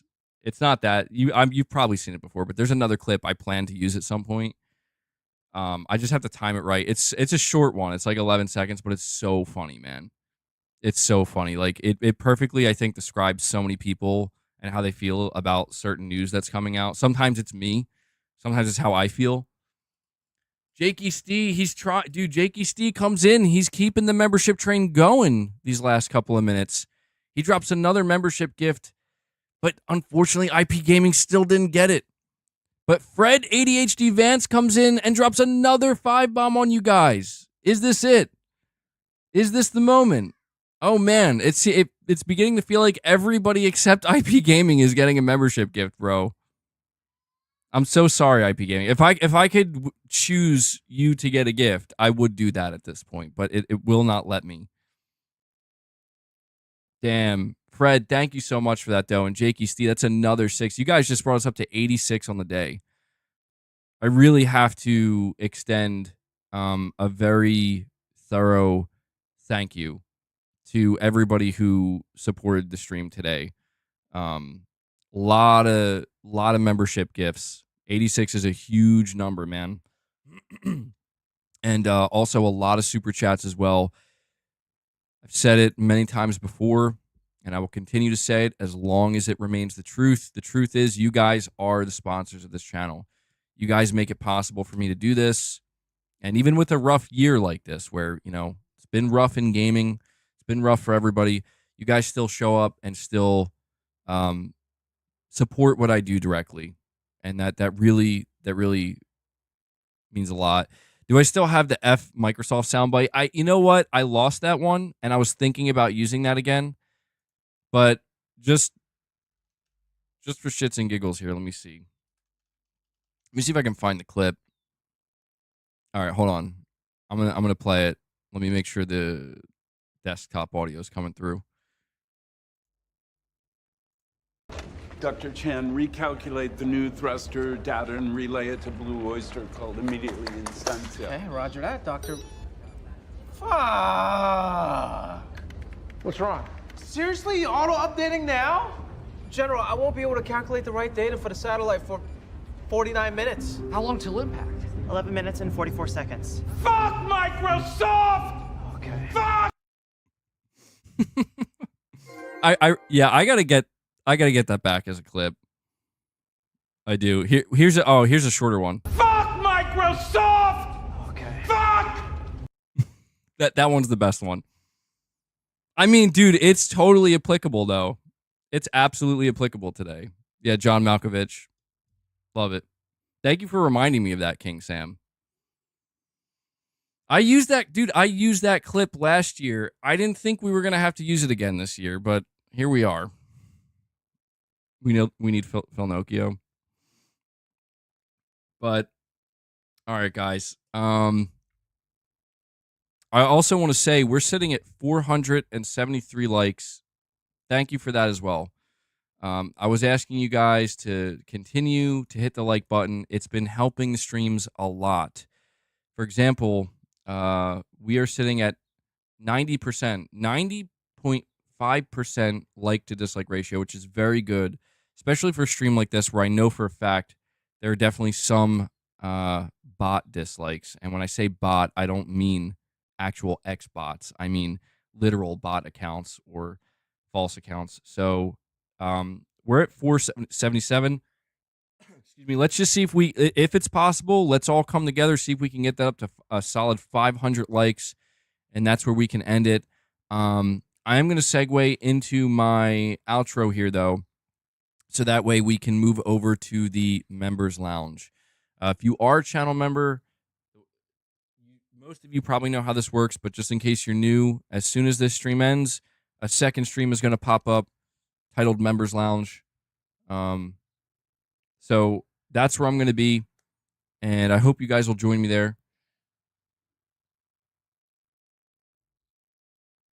Okay. Yeah, and so just one last time, thank you guys so much for everything you do. 86 members, huge number today. I'm going to end this poll so you guys can see the results. Another big thank you to everybody who dropped super chats. The direct support means everything. My plan for now, I don't know why I bother doing this. I always tell you guys, here's what I'm going to do, and then I do something different. I'm sorry for the inconsistency. I'm trying my best to be as consistent as I can. For right now, my plan is video tomorrow, probably take Saturday off. There could be something bonus on Saturday, but for now, I'm thinking I'm going to take Saturday off. Well, I don't ever take days off, truthfully. I'll be doing something behind the scenes, work-wise for the channel, but what I'm saying is I won't be live on Saturday. Sunday will probably be the next big stream. And I'm curious to see what happens between now and then. What else might be coming up? So that's the plan for now. But yeah. All right. So I also want to make sure to give a big shout out to Devil Shooter. Devil Shooter's been doing timestamps. He does a great job. If you see him in the comments with the timestamps, make sure you give him some thanks. Show him some love. I know it means a lot to him. So shout out to you, Devil Shooter, for doing such great work. And yeah, thank you guys. Once again, we're going to head over to the members lounge. So to all of my members, I will catch you in there. And to everybody else, I will catch you guys in the next one. Oh, and you know what? Hold on. All right. Well, I want to say this too. I forgot to do some reps. Hopefully you guys can forgive me. I'm feeling a little bit drained today. I'm not going to lie. I don't think I have it in me to do the reps today. So I hope you understand. I don't think anybody's going to be upset, but I owe you some reps. So maybe we'll save it for Sunday's stream, okay? Hold me to that. Hold me to that. I also forgot to give Boss some more snacks, but dude, he is knocked out right now. So I owe Boss some more snacks next stream, and I owe you guys some reps. You guys hold me to that, okay? Don't overtrain. Yeah, I'm definitely feeling it today for sure. So, all right. Thank you guys for everything. I'll see you in the members lounge. And to everybody else, I'll catch you in the next one. So until next time, guys, take care.